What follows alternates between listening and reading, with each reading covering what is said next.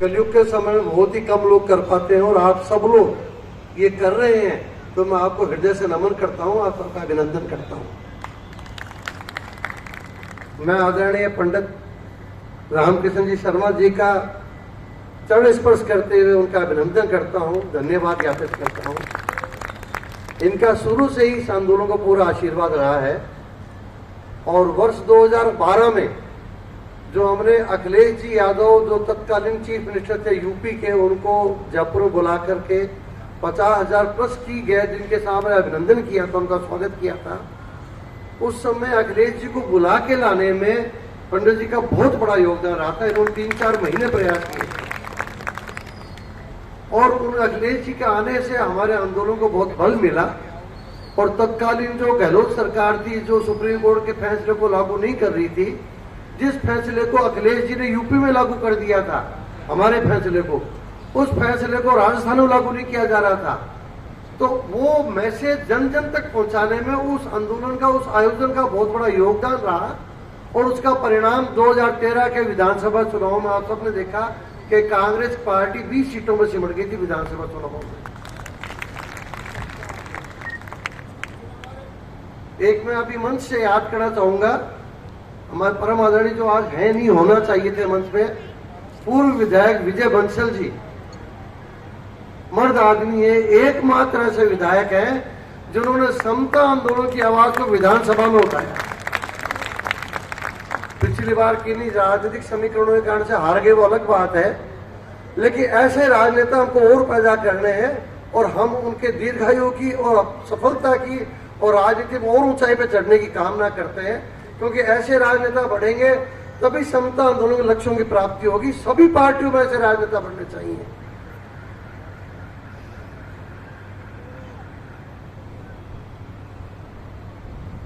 एक हम जन जागरण का जन जागरूकता अभियान चलाते हैं। आदरणीय पाराशर जी जो हैं, केदारनाथ जी पाराशर जी, उन्होंने बताया भी है, भरतपुर में बहुत अच्छा जन जागरण चल रहा है और उसका प्रमाण भी सामने आ रहा है। जो उन्होंने बताया भी था, मैं पुनः रिपीट करना चाहूंगा क्योंकि बहुत महत्वपूर्ण बात है। हम एक ऑनलाइन क्विज कंटेस्ट प्रतियोगिता करते हैं जो हमारी वेबसाइट पर आधारित है। समता आंदोलन की वेबसाइट है। हम चाहते हैं कि हर व्यक्ति उस वेबसाइट को देखे। कैसे देखे? तो दिखाने का प्रयास करते हैं। इसको दिखाने के प्रयास में एक ये भी है कि हम हर साल राष्ट्रीय स्तर की क्विज कंटेस्ट प्रतियोगिता आयोजित करते हैं जिसमें पुरस्कार दिए जाते हैं फर्स्ट, सेकंड, थर्ड और 10 सांत्वना पुरस्कार। फर्स्ट को 5100 रुपए, सेकंड को 3100, थर्ड को 2100 और 10 सांत्वना पुरस्कार 500 रुपए। छोटा सा खर्चा है, कोई बड़ी बात नहीं है, लेकिन मेन लक्ष्य ये है कि लोग वेबसाइट देखना शुरू करें। हम वेबसाइट क्यों दिखाना चाहते हैं? हम कोई राजनीतिक पार्टी थोड़ी है। हम इसलिए दिखाना चाहते हैं अपनी वेबसाइट क्योंकि जो जातिगत आरक्षण खत्म कराने के लिए हम संघर्ष कर रहे हैं वो क्यों चल रहा है, उसके 2 कारण हैं। एक तो हमारी अज्ञानता, हमको पता ही नहीं है कि जातिगत आरक्षण के प्रावधान क्या है, कहां वो दिया जाना चाहिए, कहां नहीं दिया जाना चाहिए। आज की तारीख में जो जातिगत आरक्षण चल रहा है 90% इलीगल और असंवैधानिक दिया जा रहा है क्योंकि हमको पता ही नहीं है कहां दिया जाना चाहिए। हम अखबार की विज्ञप्तियों को देख करके स्वीकार कर लेते हैं और कुछ बोलते नहीं है। इसलिए हम चाहते हैं कि हमारी वेबसाइट आप लोग देखें, अपने बच्चों को दिखाएं, अपने रिश्तेदारों को दिखाएं, अपने जानकारों को दिखाएं, बार बार देखें उसको। अगर आप आरक्षण के प्रावधानों को जान जाएंगे, प्रजातंत्र में यही है, अगर आप उस प्रावधानों को जान जाए, विधि की स्थिति को जान जाए, संवैधानिक स्थिति को जान जाए, कोई भी सरकार असंवैधानिक कार्यवाही कर ही नहीं सकती है। असंवैधानिकता खूब चल रही है, इलीगलिटीज खूब चल रही है, लेकिन हमारे ज्ञानता के कारण से या हमारे अप्रत्यक्ष सहयोग के कारण से। तो हम ये अपनी वेबसाइट इसलिए दिखाना चाहते हैं कि आप लोगों को जातिगत आरक्षण के प्रावधानों की जानकारी मिले, कहां ये दिया जाना चाहिए, कहां नहीं दिया जाना चाहिए, उसकी जानकारी मिले और सवारी खुद अपने सम्मान की रक्षा करने लग जाए, आप अपने अधिकारों की रक्षा करने लग जाए विधिक जानकारी होने के कारण से। इसलिए हम अपनी वेबसाइट दिखाना चाहते हैं। इसीलिए ही ये शुरू कर रहे हैं हम। 3 साल से चल रही है हमारी राष्ट्रीय स्तर पर क्विज कंटेस्ट प्रतियोगिता और उस क्विज कंटेस्ट प्रतियोगिता में 3 साल से लगातार प्रथम पुरस्कार भरतपुर लेके जा रहा है। 2021 में मनीष जी गुप्ता लेके गए, 2022 में मनोज जी शर्मा लेके गए और 2023 में योगेश शर्मा जी लेके गए। बहुत बड़ी बात है साथियों, राष्ट्रीय स्तरीय क्विज कंटेस्ट प्रतियोगिता है, ऑनलाइन प्रतियोगिता है, घर बैठे दे सकते हो आप, आधा घंटे में 50 क्वेश्चन है। और इस बार तो 13 पुरस्कारों में से 5 पुरस्कार भरतपुर लेके गया है। सेकंड पुरस्कार भी भरतपुर को 3100 रुपए का, वो मनोज कुमार जी शर्मा जो पिछली बार फर्स्ट आए थे, इस बार सेकंड आए हैं, योगेश जी ने उनको पीछे छोड़ दिया। 3 सांत्वना पुरस्कार मिले हैं, 2 तो भाई बहन आए, वो कल्पना शर्मा जी और हेमंत शर्मा जी, ये बच्ची बैठी है जो बहुत मेहनत करके इन्होंने किया है। और आप सब लोग उस कंटेस्ट में भाग ले सकते हैं। इसका प्रत्यक्ष प्रमाण है कि 70 वर्षीय आदरणीय ओम प्रकाश जी शर्मा, इनको भी सांत्वना पुरस्कार मिला है। इतना मतलब वेबसाइट को देखते हैं, इसका मतलब आप लोग आरक्षण के बारे में जानकारी इनसे भी ले सकते हो, योगेश जी से भी ले सकते हो, जो हमारी वेबसाइट देखता है वो सारी बातें आपको बता सकता है।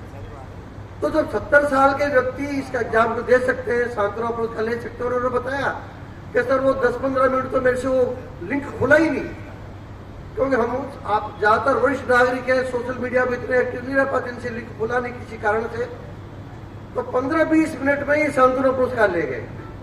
अगर 30 मिनट का टाइम पूरा मिल जाता तो योगेश जी भी चले जाते मेरे ख्याल से 70 साल के व्यक्ति से। तो आप सब भी दे सकते हो। तो मेरा आग्रह है कि हमारी वेबसाइट लगातार देखें, ये करबद्ध प्रार्थना है। घर घर में पाराशर नारायण होना चाहिए, आरक्षण की जानकारी देने वाला होना चाहिए, क्योंकि आपको जानकारी मिल जाएगी तो गलत काम होने बंद हो जाएंगे। प्रजातंत्र में गलत काम का शोर शराबा होगा और खुद आप जागरूक होंगे तो आप एक्शन लेने के लिए हकदार है, क्षमता आंदोलन सफल हो जाएगा। सिर्फ और सिर्फ हमारी अज्ञानता है कारण, तो शिथिलता है कारण से। दूसरा कारण शिथिलता, कि हम जानकारी करना नहीं चाहते। वेबसाइट आजकल मोबाइल पर खुल जाती है, लैपटॉप पर खुल जाता है। आपके बेटे पोते कोई होंगे घर में, बच्चे होंगे, भतीजे होंगे, अड़ोस पड़ोस कोई युवा होगा, वो खोल के दिखा देगा। सप्ताह में एक बार भी देख लो आप। एक मैं आग्रह करना चाहूंगा कि समता आंदोलन में क्या कंसेप्ट है इसका, इसके लिए हमने वेबसाइट पर एक अबाउट अस शीर्षक है, उसमें नीति पत्र दिया, आज आपको वितरित भी किया गया। हर साल वितरित करते हैं हम लोग, फोटोकॉपी वितरित की गई है। जिन्होंने नहीं ली हो तो वो कृपया जाते टाइम ले जाए काउंटर से नीति पत्र, उसको पढ़ें और लोगों को भी पढ़ाएं। आप जिन जिन ग्रुपों में उनको पढ़ाएं, बताएं। ये प्रचार जन जागरण है। देखिए, बहुत आप घर बैठे बिना किसी पैसे टके के बहुत बड़ा सहयोग कर सकते हैं समता आंदोलन का। ये ऐसा आंदोलन आकार ले रहा चाहते हो, नीति पत्र को पढ़ें। एक हमने डॉक्यूमेंट्री बनाई है, यूट्यूब चैनल चलती है समता आंदोलन समिति की। आप यूट्यूब चैनल पर जाकर के समता आंदोलन समिति का नाम सर्च करेंगे तो हमारे कई वो डॉक्यूमेंट्रीज मिलेंगी आपको। बड़ी मतलब इंफॉर्मेटिव डॉक्यूमेंट्रीज है और सारी ऑथेंटिक है। हमारा एक भी शब्द अनऑथेंटिक नहीं होता, असंवैधानिक नहीं होता, इलीगल नहीं होता, और सुप्रीम कोर्ट के, हाई कोर्ट के फैसलों से समर्थित होता है वो हर शब्द। इसलिए हमारी डॉक्यूमेंट्री चल रही है, नहीं तो ब्लॉक हो जाती। हमारे तो लाखों लोग जो जातिवादी आरक्षण के पक्षधर है वो दुश्मन है हमारे। हमारे हर ज्ञापन का अध्ययन करते हैं, मीटिंगें करते हैं, डिस्कस करते हैं, वो कहां फंसा है। आज 15 साल हो गया, अभी तो फंसा नहीं सके, क्योंकि हमारा काम ही संवैधानिक है, प्रजातांत्रिक है, और हम SC ST या जातिवादियों के भी खिलाफ नहीं है। कलयुग का टाइम है, आर्थिक युग है, हम समझते हैं लोग जातिवादी हैं, स्वार्थी हैं, खुद का लाभ सोचते हैं, चिपट लेना चाहते हैं, लपट लेना चाहते हैं। आत्मा सबकी जानती है कि वो झपट रहा है, लपट रहा है, किसी का हक लूट रहा है, लेकिन गलती उसकी ज्यादा है जिसकी हक इलीगल रूप से लूटा जा रहा है और बोल नहीं रहा। हम उनको बुलवाना चाहते हैं, बस इतना ही आंदोलन नहीं, समता आंदोलन। हम आपको जागरूक करके बोलना सिखाना चाहते हैं। आप लोग बोलने लग जाएंगे तो ये जातिगत आरक्षण बंद हो जाएगा। कोई राजनेता, एक हमारा कंसेप्ट है, हम किसी राजनेता को बुरा नहीं कहते, हम किसी राजनीतिक दल को बुरा नहीं कहते, बुरे हम खुद हैं। हम अपने आप को बुरा मानते हैं, क्योंकि हमको मुद्दा आधारित वोटिंग करनी नहीं आती है।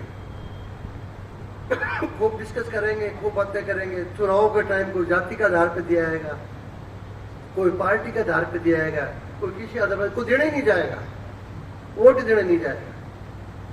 तो फिर ऐसे लोगों को प्रजातंत्र में कौन सुनेगा? आप अगर अपने नौकर को नियुक्ति नहीं कर पाओ, ये एमएलए एमपी कोई हमारे भाग्य निर्माता नहीं है। भाग्य निर्माता आप और हम हैं, हम खुद राजा हैं। प्रजातंत्र डेमोक्रेसी है ये, आप तो राजा हैं, ये लोग हमारे नुमाइंदे हैं। हमको फुर्सत नहीं, हम अपने कामों में लगे हुए हैं। हम इनको भेजते हैं और 5 साल तक तू काम करिया, तू काम करिया, तू काम करिया। वहां कोई बात हो, देश को संचालन करने का, राज्य को संचालन करने का, नीति या नियम बनाने का काम तू कर ले हमारी तरफ से, तेरे को वोट दिया हमने, ये काम है। और वो हमारी नियत या इच्छा के खिलाफ दे दे वोट। पोल पड़ी है क्या? इसलिए पोल पड़ी है कि हमको पता ही नहीं, हम उनके भाग्य विधाता हैं, हम उनको अपना भाग्य विधाता मान लेते हैं। एक राइट टू रिकॉल का चल रहा है आंदोलन, धीरे धीरे हम उधर बढ़ रहे हैं। वो क्या राइट टू रिकॉल? जैसे घर में हमने नौकर रखा, ढंग से काम नहीं कर रहा, हमने टमाटर लेने भेजा, आलू ले आया, सफाई करने के लिए भेजा, करी नहीं सफाई, तो हम उसको बदल देते हैं। तो राइट टू रिकॉल भी यही है। एमएलए एमपी कोई काम ढंग का नहीं करे, उसको बदल देंगे, लेकिन उसमें भी जागरूकता जरूरी है। कोई राजनेता ऐसा बिल पास नहीं करेगा, हमको खुद को अधिकार लेना पड़ेगा। जिस दिन ले लेंगे उस दिन प्रजातंत्र का आनंद लेने लग जाएंगे। तो ये सब हम जागरूक करना चाह रहे हैं साथी। एक हमारी डॉक्यूमेंट्री है आधा घंटे की, समता आंदोलन एक परिचय, वो भी यूट्यूब चैनल पर मिलेगी आपको, आधा घंटे की। मेरा आग्रह है कि आप लोग कृपया उस डॉक्यूमेंट्री को जरूर देखें।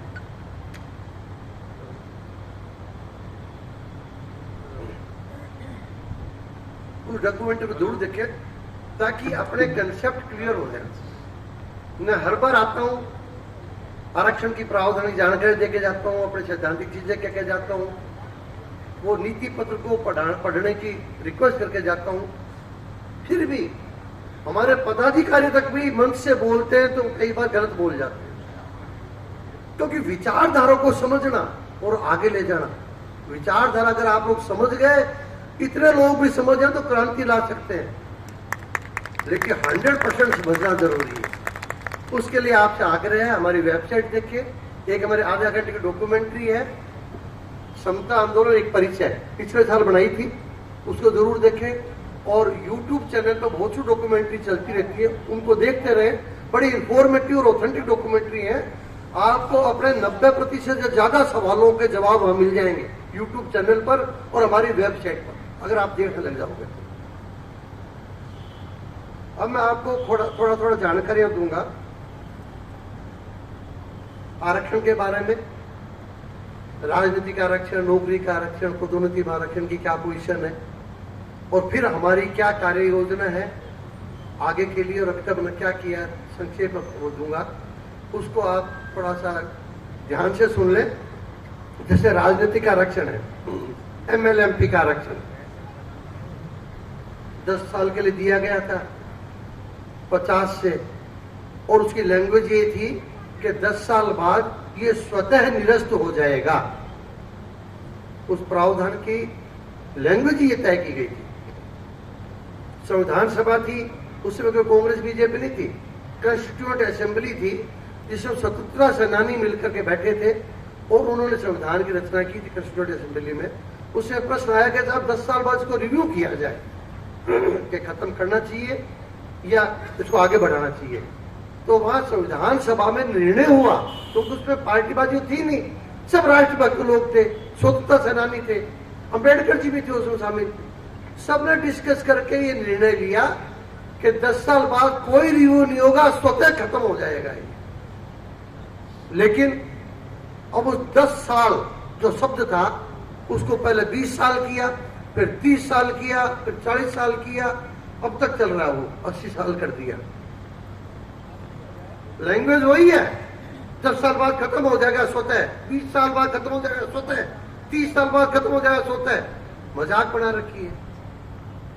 हमने 1999 से रिटें लगा रखी है सुप्रीम कोर्ट में।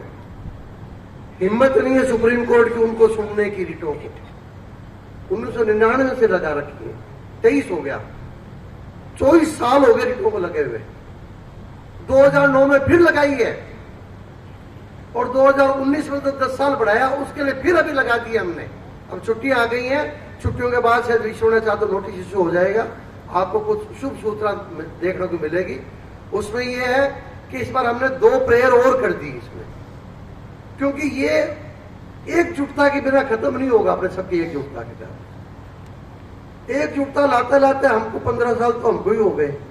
तो हम सोचते हैं जब तक एकजुटता आए, ये पूरी तरह खत्म हो, तब तक कुछ फर्स्ट एड होती है ना, कोई ऑपरेशन होने से पहले कुछ फर्स्ट एड चिकित्सा दी जाती है, प्राथमिक चिकित्सा, वो तो मिले कम से कम।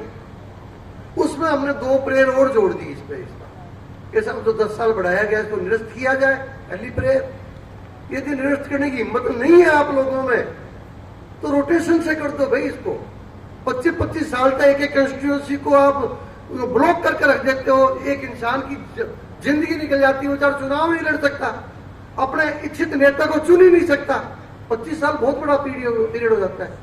फिर ये भी हो जाता है कि 25 साल बाद दोबारा उसी को ब्लॉक कर देते हैं। कई कंस्टिट्यूंसी जो 50-50 साल से रिजर्व ही चल रही है, मजाक थोड़ी है। हम इस देश के प्रजातांत्रिक देश के नागरिक हैं, हमको अपने इच्छा का कोई कैंडिडेट चुनने का अधिकार ही नहीं है, 70 साल बाद भी नहीं है। तो अपने कैसे इसको रोटेशन से कर दो। दूसरी प्रेयर ये है, इसमें रोटेशन से कर दो आप इसको। जैसे ये होता है पंचायतों में, वार्डों में, प्रधानों में, ये अपने नगर पालिका अध्यक्ष द्वारा रोटेशन से कर रहे हैं, वैसा कर दो। जिसे 5 साल बाद पिंड तो छूटा है, फिर 25 साल बाद नंबर आएगा तो देखेंगे। ये बात है, कुछ तो कैंडिडेट अपनाने शुरू हो। तीसरी प्रेयर और की है इस बार हमने कि साहब रोटेशन से भी अगर आपको कोई दिक्कत हो रही हो तो टिकटों का आरक्षण कर दो आप इसमें। टिकटों का मतलब जो पार्टियां हैं, राजनीतिक दल मान्यता प्राप्त पार्टियां, उनको बाउंड कर दिया जाए कि इतने प्रतिशत, जो कोटे का प्रतिशत टिकटें दे वो SC ST को, कहीं से भी दे। जैसे भरतपुर में मान लो बीजेपी ने कैंडिडेट खड़ा कर दिया MLA का, हो सकता है सामने कांग्रेस जनरल कैंडिडेट खड़ा कर दे या OBC खड़ा कर दे। अब बीजेपी जिताएगी, अपनी मैनिफेस्टो के हिसाब से जिताएगी, जिताए। कुल मिला के वो आज भी क्या है, SC ST के अलावा जो OBC और जनरल है उनका भी टिकटों का आरक्षण है। अगर आप मोटे तौर पर देखोगे ना, OBC और जनरल लोगों को भी लगभग उतने ही मिलते हैं, कोई 2-5 ऊपर नीचे टिकटें मिल जाती है, वो अलग बात है, लेकिन उनको उनकी जनसंख्या के आधार पर टिकटें मिल रही हैं। तो टिकटों का आरक्षण कर दिया जाए। ये 3 प्रेयर हमने किए इस बार। निरस्त कर दिया जाए 10 साल का आरक्षण, या रोटेशन से कर दिया जाए, और या सीटों का आरक्षण के बजाय टिकटों का आरक्षण कर दिया जाए। तीनों प्रेयर में देखते हैं, छुट्टियों के बाद सुनवाई में आएगी। ये तो नेशनल न्यूज बनेगी, जब भी नोटिस इशू होगा आपको अखबारों पढ़ने का मिल जाएगा। ईश्वर ने चाहते तो सुनवाई हो जाना चाहिए, क्योंकि पिछली बार नवंबर में जो ये चीफ जस्टिस आए चंद्रचूड़ साहब, इन्होंने बेंच का गठन भी कर दिया था, संविधान पीठ का 2 बार गठन हो चुका है। अभी नवंबर में 2nd बार किया था गठन इसका, और 1 महीने के अंदर अंदर डे टू डे सुनवाई करने का ऑर्डर निकाल दिए थे उन्होंने। लेकिन नवंबर दूसरा आने वाला हो रहा है, अभी तो सुनवाई शुरू हुई नहीं है। बहुत से प्रेशर्स होते हैं, बहुत सी चीजें होती है, कोई बात नहीं, अपने एकजुट होकर करेंगे। कमजोरी हम अपनी मानते हैं, हम एकजुटता नहीं ला पा रहे, लाएंगे, लगे हुए आप सबके सहयोग से लेकर आएंगे। जिस दिन एकजुटता आ जाएगी तो प्रजातंत्र सुनवाई होगी। तो ये जब रीट सुनवाई में आएगी तो ईश्वर ने चाहा तो बहुत अच्छे परिणाम आएंगे। और अब ये चीज बहुत बड़ी चेंज आया है समाज में, आपने देखा होगा। जिस आरक्षण को फंडामेंटल राइट कहा जाता था, उस आरक्षण को गाजर की पूंगी समझने लग गए हैं कि जब तक बजा लो भैया, नहीं तो ये तो खत्म होगी आज, नहीं तो कल। ये पता लग गया, जन जन को पता लग गया, SC ST वालों को पता लग गया कि आरक्षण तो हमेशा चलने वाला नहीं है। कुछ तो लोग कहते हैं कि साहब ये जाति का तरफ से बंद करना तो बहुत मुश्किल काम है। और मेरे को जैसी गतिविधियां चल रही है, हम बड़े मतलब माइन्यूटली ऑब्जर्व करते रहते हैं।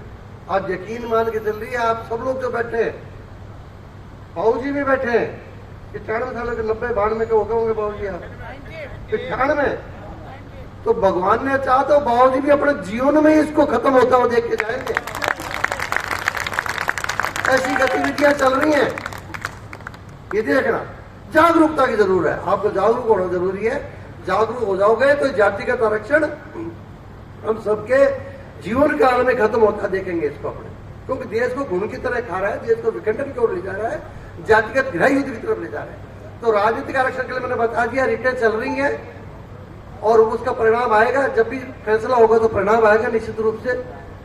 अभी नहीं तो हो सकता है इन चुनावों के बाद, ये महत्वपूर्ण चुनाव है तो हो सकता है अगले अप्रैल के बाद सुनवाई में आ जाएंगी वो, लेकिन हमारी सुनवाई में तो आएगी, नोटिस तो इशू हो जाएंगे, फैसला हो सकता है अगले चुनाव के बाद होगा। कोई भी पार्टी चाहेगी नहीं कि चुनाव से पहले बवाल हो, बड़ा इशू है ये, देखते हैं लगे हुए। दूसरा, शिक्षा के क्षेत्र में आरक्षण। शिक्षा के क्षेत्र में आरक्षण में हमने बहुत कम काम किया है, शिक्षित किसी को भी करो कोई बात नहीं, लेकिन लोग बाग हमारे पास आए भी कम है, पीड़ा लेके भी कम आए, लेकिन जो प्रावधान है उनके हिसाब से बता दूं मैं आपको, आज की डेट में प्रावधान ऐसे खतरनाक है शिक्षा के क्षेत्र में कि जनरल ओबीसी के बच्चों को लाखों करोड़ों रुपए का नुकसान हो रहा है शिक्षा के क्षेत्र में आरक्षण के कारण से। अपना ध्यान ही नहीं जा रहा। मैं हर स्पीच में बताता हूं, 3-4 साल से बताता जा रहा हूं, सुनते सब है, आप भी सुनोगे, बेखुश भी हो जाओगे, आगे नहीं बढ़ोगे। आगे नहीं बढ़ोगे तो हम सपोर्ट किसका करें? शिक्षा के क्षेत्र में ये प्रावधान है साथियों, जैसे मेडिकल में मेल नहीं है उसको समझ लो आप, और ऐसा कंसेप्ट जहां भी होगा ना वहां काम में आ जाएगा आपका। मेडिकल में क्या होता है, जैसे मेरे बच्चे का नंबर आ रहा है मेरिट के हिसाब से SMS जयपुर कॉलेज, MBBS का एग्जाम दिया, मेरिट इतनी आई कि उसको अपने SMS मेडिकल कॉलेज मिल जाएगा जयपुर का। अब आरक्षण लागू कर दिया तो उसको जयपुर के निम्स में जाना पड़ा जो प्राइवेट है। SMS मेडिकल कॉलेज में 3.5 से 5 लाख रुपए में MBBS हो जाती, निम्स में गया तो 50 लाख से 1 करोड़ रुपए तक लगता है प्राइवेट सेक्टर में। कोई उचंती भी ले लेते हैं, कोई कैपिटेशन फीस के नाम से रसीदें भी काटते हैं, उचंती भी लेते हैं, कैश अलग लेते हैं, रसीद से अलग काटते हैं। तो 50 लाख से 1 करोड़ तक की ब्लैक मनी के चक्कर में या हमसे एक्सटोर्शन के चक्कर में हमारे बच्चों को सीढ़ी दी जाती है। जो बच्चा मेरिटोरियस है, जिसको SMS मेडिकल कॉलेज मिल रहा है, ये नहीं हो सकता देश में। क्यों हो रहा है? वो हमारी अज्ञानता और शिथिलता। अरे हम बोलेंगे ही नहीं तो आपको रिलीफ कौन देगा भाई? इसको बोलना सीखे, कुछ करना सीखे। तो मेरा निवेदन है कि ऐसे कोई भी बच्चे हो जो अपने मेरिट के हिसाब से, जिनको गवर्नमेंट कॉलेज में MBBS में दाखिला मिल रहा हो, MS में दाखिला मिल रहा हो, और आरक्षण के कारण से उनको प्राइवेट कॉलेज में जाना पड़ा हो, तो दोनों की फीस का जो डिफरेंस है वो उनको समता दिलाएगा अपने खर्चे पर रिट लगाकर। लेकिन हमारे पास बच्चे नहीं आते, जिसमें एडमिशन दिलाना कुछ तो दिला ही नहीं पाते बेचारे। जिनके माँ बाप गरीब है वो कहते बेटा और तैयारी कर, अगली बार आ जाना, कोई बात नहीं। बच्चा बेचारा मासूम क्या करे, दोबारा तैयारी करने लग जाता है। ऐसे बच्चे भी यहाँ हैं हमारे पास, और ऐसे बच्चे भी यहाँ जिनके माँ बाप धनाढ्य है, जो प्राइवेट कॉलेज में एडमिशन दिला देते हैं। वो आके सिर्फ साइन कर जाए हमारे पास, हम जो मांगे डॉक्यूमेंट दे जाए, सारा केस हम लड़ेंगे, फीस हम लगाएंगे और उनको डिफरेंस पैसा वापस दिलवाएंगे। लेकिन आए तो सिर्फ पे हमारे पास। तो आपकी जानकारी में, आपके घर में, आपके रिश्तेदारों में, आपके परिवार में, आपके यार दोस्तों में कोई ऐसे बच्चे हो जो मेरिट से गवर्नमेंट कॉलेज में सीट ले रहे हो और आरक्षण लागू होने के बाद उनको प्राइवेट कॉलेज में जाना पड़ रहा हो या नहीं जा पा रहे हो प्राइवेट कॉलेज में आर्थिक तंगी के कारण से, ऐसे बच्चों को हमारे पास लाए। समता आंदोलन की मदद करेगा और उनको डिफरेंस का पैसा दिलवाएगा। तीसरा है इसमें नौकरियों में आरक्षण। नौकरी में आरक्षण की 3 शर्तें थी कि बैकवर्डनेस की शर्त प्रमाणित होनी चाहिए, कि पिछड़े लोगों को नौकरी में आरक्षण दिया जा सकता है, उनका अपर्याप्त प्रतिनिधित्व हो, उनको नौकरी में आरक्षण दिया जा सकता है, और उस आरक्षण के कारण से, नौकरी में दिए गए आरक्षण के कारण से ओवरऑल एडमिनिस्ट्रेटिव एफिशिएंसी को नुकसान नहीं होना चाहिए। ये 3 शर्तें थी। और संविधान पीठ ने, M नागराज पर कई संविधान पीठों ने इन 3 शर्तों को बार बार स्थापित किया था, और उन शर्तों के आधार पर हम कई बार केसेस जीत रहे थे। लेकिन जर्नैल सिंह के मैटर में जो संविधान पीठ बैठी, उससे पता नहीं किन कारणों से सुप्रीम कोर्ट में भी आजकल जैसे जजेज आ रहे हैं, भगवान ही मालिक है। सुप्रीम कोर्ट की प्रतिष्ठा को जितना जजेज ने नुकसान पहुंचाया, इतना किसी ने नुकसान नहीं पहुंचाया। दुखदाई है। एक कंटेम्प्ट किनके पास पावर है, लोग डरते हैं कि साहब इनके खिलाफ बोलने में तो कंटेम्प्ट में खींच लेंगे। कुछ वकील धीरे धीरे बोलने भी लगे हैं, बोले। शांति भूषण जी के लड़के कौन है वो? प्रशांत भूषण जी, उनके खिलाफ कंटेम्प्ट चलाया। उन्होंने कहा साहब जेल ही कर दो मेरे को, मैं तो अपनी बात वापस नहीं लूंगा। तथ्य थे उनके पास, लेकिन उस तथ्य को क्या दिखाया? जो देखने वाले दोषी है, डिसाइड करने वाले वही, देखने वाले वही, निर्णय देने वाले वही। लोगों ने समझाया कि यार अच्छा, फिर वकील लोग क्या है, सुप्रीम कोर्ट में लाखों रुपए की फीस लेते हैं। हमको पता है, जो सुप्रीम कोर्ट गए उसको पता है। ये मिली जुली ये सरकारें हैं, ये चलती है, ये अलग विषय है। लेकिन इस पर बाद में आएंगे, कोई बात नहीं। कि हमारी निगाह है, हम भी देते हैं लाखों रुपए, 3 करोड़ से ज्यादा की फीस दे चुके हैं वकीलों को, चेक काट करके। ये कोई फीस होती है? ये कोई न्याय की सही बात को कहलवाने के लिए, और ऐसा फैसला लेने के लिए जो लागू ही नहीं होता। लागू कराने की हिम्मत नहीं है सुप्रीम कोर्ट में। 12-12 साल कंटेम्प्ट चले हमारे, 12-12 साल, और उस कंटेम्प्ट को डिस्पोज कर दिया बिना इंप्लीमेंट कराए। एक वो अल्तमस कबीर साहब थे चीफ जस्टिस, उनके खिलाफ तो हमने इंपीचमेंट का लेटर लिखा सारे सांसदों को। लावे कौन के खिलाफ? किसकी हिम्मत है? आरक्षण के मामले में इंपीचमेंट किया हुआ। दूसरा मोमडन वोट था अल्तमस कबीर, गुजर गया, स्वर्गवासी हो गया। अलग बात, वो श्रीमान जी ऐसे थे जिन्होंने कंटेम्प्ट का काम ये होता है कि अपने मूल फैसले को इंप्लीमेंट करवाना, बस। अपने फैसले में एक शब्द नहीं बदल सकते। उन्होंने कंटेम्प्ट प्रोसीडिंग में अपने फैसले को बदल दिया। कहां का है? सुप्रीम कोर्ट का फैसला। ये दर्द है हमारे दिल में, लेकिन आप सबकी एकजुटता होगी तो करेंगे। क्षमता आंदोलन एक ऐसा आंदोलन का रूप ले रहा है साथियों, हमारे खिलाफ जो है वो भी प्रशंसा करते हैं। जिन पार्टियों को हमने डंके की चोट पे आह्वान करके हराया, उस पार्टी के नेता करते कि हमारा सरजी जातिगत आरक्षण से आप ही छुटकारा दिला सकते हो, ये समता में छुटकारा दिला सकते हैं यार, हमारे बस की बात। उनको उम्मीदें क्यों है? आप सबके आधार पर है साथियों। आप लोग जागरूक बनाए, वेबसाइट देखते रहे, वो डॉक्यूमेंट्री देखते रहे हमारी, ये प्रावधानों को बताएं, और ऐसे जो कंपटीशन में जीत कर रहे हैं इनसे लेना। आप केदार की पारा है, जिला अधिकारी जो हमारे जिलाध्यक्ष वगैरह है, तहसील अध्यक्ष वगैरह है, ग्राम पंचायत का अध्यक्ष नियुक्त कर रखे हमने, उनसे डिस्कस करें। जो भी आरक्षण के कारण से दिक्कत आ रही है उनसे डिस्कस करें, आरक्षण और एट्रोसिटी एक्ट के कारण से उनसे डिस्कस करें, और हम लीगल पूरी एड देंगे, आपको सहायता देंगे। इतना बड़ा आंदोलन चल रहा था। तो ये शिक्षा के क्षेत्र में आपको बता दिया, नौकरी के क्षेत्र में बता दिया, 3 शर्तें थी। अब वो बैकवर्डनेस की शर्त को डाइल्यूट कर दिया गया है। एक संविधान पीठ ने बैकवर्डनेस शर्त में उसको डाइल्यूट कर दिया। सब उसके आंकड़े इकट्ठे करना जरूर नहीं है, अदरवाइज ये फैसले दे कि तीनों शर्तों को क्वांटिफाइबल डाटा से प्रमाणित करने के बाद ही किसी सरकार को नौकरी में आरक्षण देने की पावर मिलती है। अब बैकवर्डनेस के लिए क्या जैसा कि इसमें क्वांटिफाइबल डाटा इकट्ठे करने की जरूरत नहीं है, चलो कर दिया। बाकी 2 शर्तें भी बहुत महत्वपूर्ण है, अपर्याप्त प्रतिनिधित्व और ओवरऑल एडमिनिस्ट्रेटिव एफिशिएंसी। इनको ध्यान से सुनिए और समझिए। अपर्याप्त प्रतिनिधित्व अगर किसी पिछड़े वर्ग का नहीं है, तथाकथित पिछड़े वर्ग को तो अभी कहीं डिफाइन नहीं किया है, वो अलग से बताऊंगा मैं आपको। जैसे ओबीसी का और SC ST का, EWS का पिछड़ापन नहीं है, वो तो एक आरक्षण अलग है, उसके मानदंड अलग दिए हुए हैं, उस मानदंड में नहीं आ रहे, तो वैसे EWS का तो अलग मामला है। लेकिन ओबीसी का और SC ST का अगर किसी नियुक्ति प्रक्रिया में कोई भर्ती की विज्ञप्ति निकलती है, जैसे मान लो सेल टैक्स इंस्पेक्टर की निकली, या नर्सेज की निकली, या सेकंड ग्रेड टीचर की निकली, और उसके अंदर उस जाति वर्ग का अपर्याप्त प्रतिनिधित्व नहीं है, पर्याप्त प्रतिनिधित्व है, तो सरकार को उसमें आरक्षण प्रावधान करने का अधिकार नहीं है।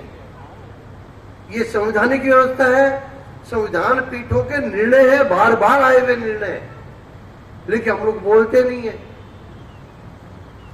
आज की तारीख में राजस्थान की स्थिति हम बता सकते हैं कि मैक्सिमम सर्विसेज में पर्याप्त से अधिक प्रतिनिधित्व आरक्षित वर्ग का हो चुका है। इसलिए अधिकतम सर्विसेज में जातिगत आरक्षण नियुक्तियों के समय नहीं दिया जा सकता है। आप लोग विज्ञप्तियों में देखते हैं अखबार में कि साहब इसके इतने % आरक्षण रहेगा, इसका इतना % आरक्षण रहेगा। कोई कंफ्यूज होने की जरूरत नहीं है। आप तो उस समय हमसे संपर्क करें, हमारे पदाधिकारियों से संपर्क करें, बच्चों को अप्लाई कराएं, उसी समय कार्रवाई शुरू कर दें। जब तो उस परीक्षा का रिजल्ट आएगा तब तक कोर्ट का भी रिजल्ट आ जाएगा। ये ध्यान रखें कि बच्चे को नियुक्ति में अप्लाई करते समय रिट लगा दी जाए, हमसे संपर्क कर लिया जाए। अगर रिजल्ट के बाद आप रिट लगाने की कोशिश करेंगे तो रिजल्ट नहीं मिलेगा साथी। हाईकोर्ट का नियम यह है कि जिन नियमों को मान करके आप खेल खेल चुके हो, उन नियमों को खेल में हारने के बाद चुनौती नहीं दी जा सकती है। यह हाईकोर्ट का नियम है। तो खेल खेलने से पहले चुनौती दे दो और फिर खेल खेलो। ये सब नियम तो गलत है, लेकिन आप या तो ऑर्डर दे दो, नहीं तो हम खेल रहे हैं, बाद में दे देना ऑर्डर। वो प्रोसीजर चलता है जब तक आपका ऑर्डर आ जाए, जब तक आपका रिजल्ट आएगा। तो नौकरी में आरक्षण, एक तो अपर्याप्त प्रतिनिधित्व कहाँ है हमको पता है, हमारे पास आंकड़े मैक्सिमम सर्विसेज के। जिसमें अपर्याप्त है वो हम कह देंगे भैया इसमें लड़ने की जरूरत नहीं है, आप तो रिजर्वेशन रहेगा, आप तो दो। हमको राजनेता तो है नहीं जो गुमराह करके आगे बढ़ा दे। जिसमें पर्याप्त प्रतिनिधित्व है वहां हम आपका सहयोग करेंगे, चैलेंज कराएंगे और उस नियुक्तियों को बिना आरक्षण की नियुक्ति करा देंगे। और मेरिट से जो आएगा वो आएगा, मेरिट से जो आएगा है, बिना जाति के आरक्षण नियुक्ति करा देंगे। शर्त यही है कि आपके बच्चे जो अप्लाई कर रहे हैं वो उसका फॉर्म भरते समय हमसे संपर्क करें, क्योंकि इसमें एक नियम और है, नौकरियों में आरक्षण का या पदोन्नति में आरक्षण को या शिक्षा में आरक्षण को एग्रीव्ड पर्सन ही चैलेंज कर सकता है, समता आंदोलन चैलेंज नहीं कर सकता। जो फंडामेंटल राइट है, हमारे समानता का अधिकार है, उसके आधार पर हम इसको चैलेंज करते हैं, तो वो फंडामेंटल राइट नागरिकों का है। समता आंदोलन समता आंदोलन को नौकरी कर नहीं रहा, कोई पदोन्नति ले नहीं रहा, कोई शिक्षा में एडमिशन ले नहीं रहा समता आंदोलन को।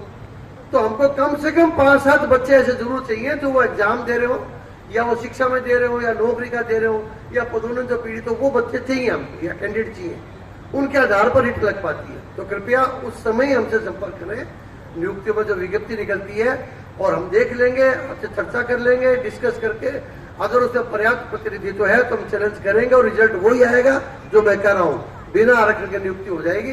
बच्चे का आना होगा मेरिट से तो आ जाएगा, मेरिट से नहीं आना होगा तो नहीं आएगा। आरक्षण को ब्लेम नहीं कर पाएगा बच्चा।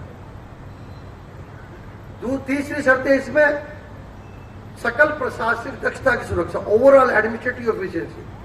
बहुत खतरनाक है ये चीज, ये शर्त बहुत खतरनाक है। आर्टिकल 335 संविधान पीठों का निर्णय भी इस पर कोई ध्यान ही नहीं दे रहा। हम लगातार आह्वान करते बताते हैं, जैसे कोई SC ST का या आरक्षित वर्ग का कोई अधिकारी है सरकारी नौकरी में आए बाद जातिगत आधार पर किसी का बुरा करने में लगा हुआ है, करते हैं लोग बात। एक तो एट्रोसिटी एक्ट में बहुत फोकस बना हुआ है लोगों का, वो करते हैं। आपको घबराने की जरूरत नहीं है, आप लोग हमसे संपर्क करें, हम संपर्क करके उसकी खाट खड़ी कर देंगे ऐसे अधिकारी की।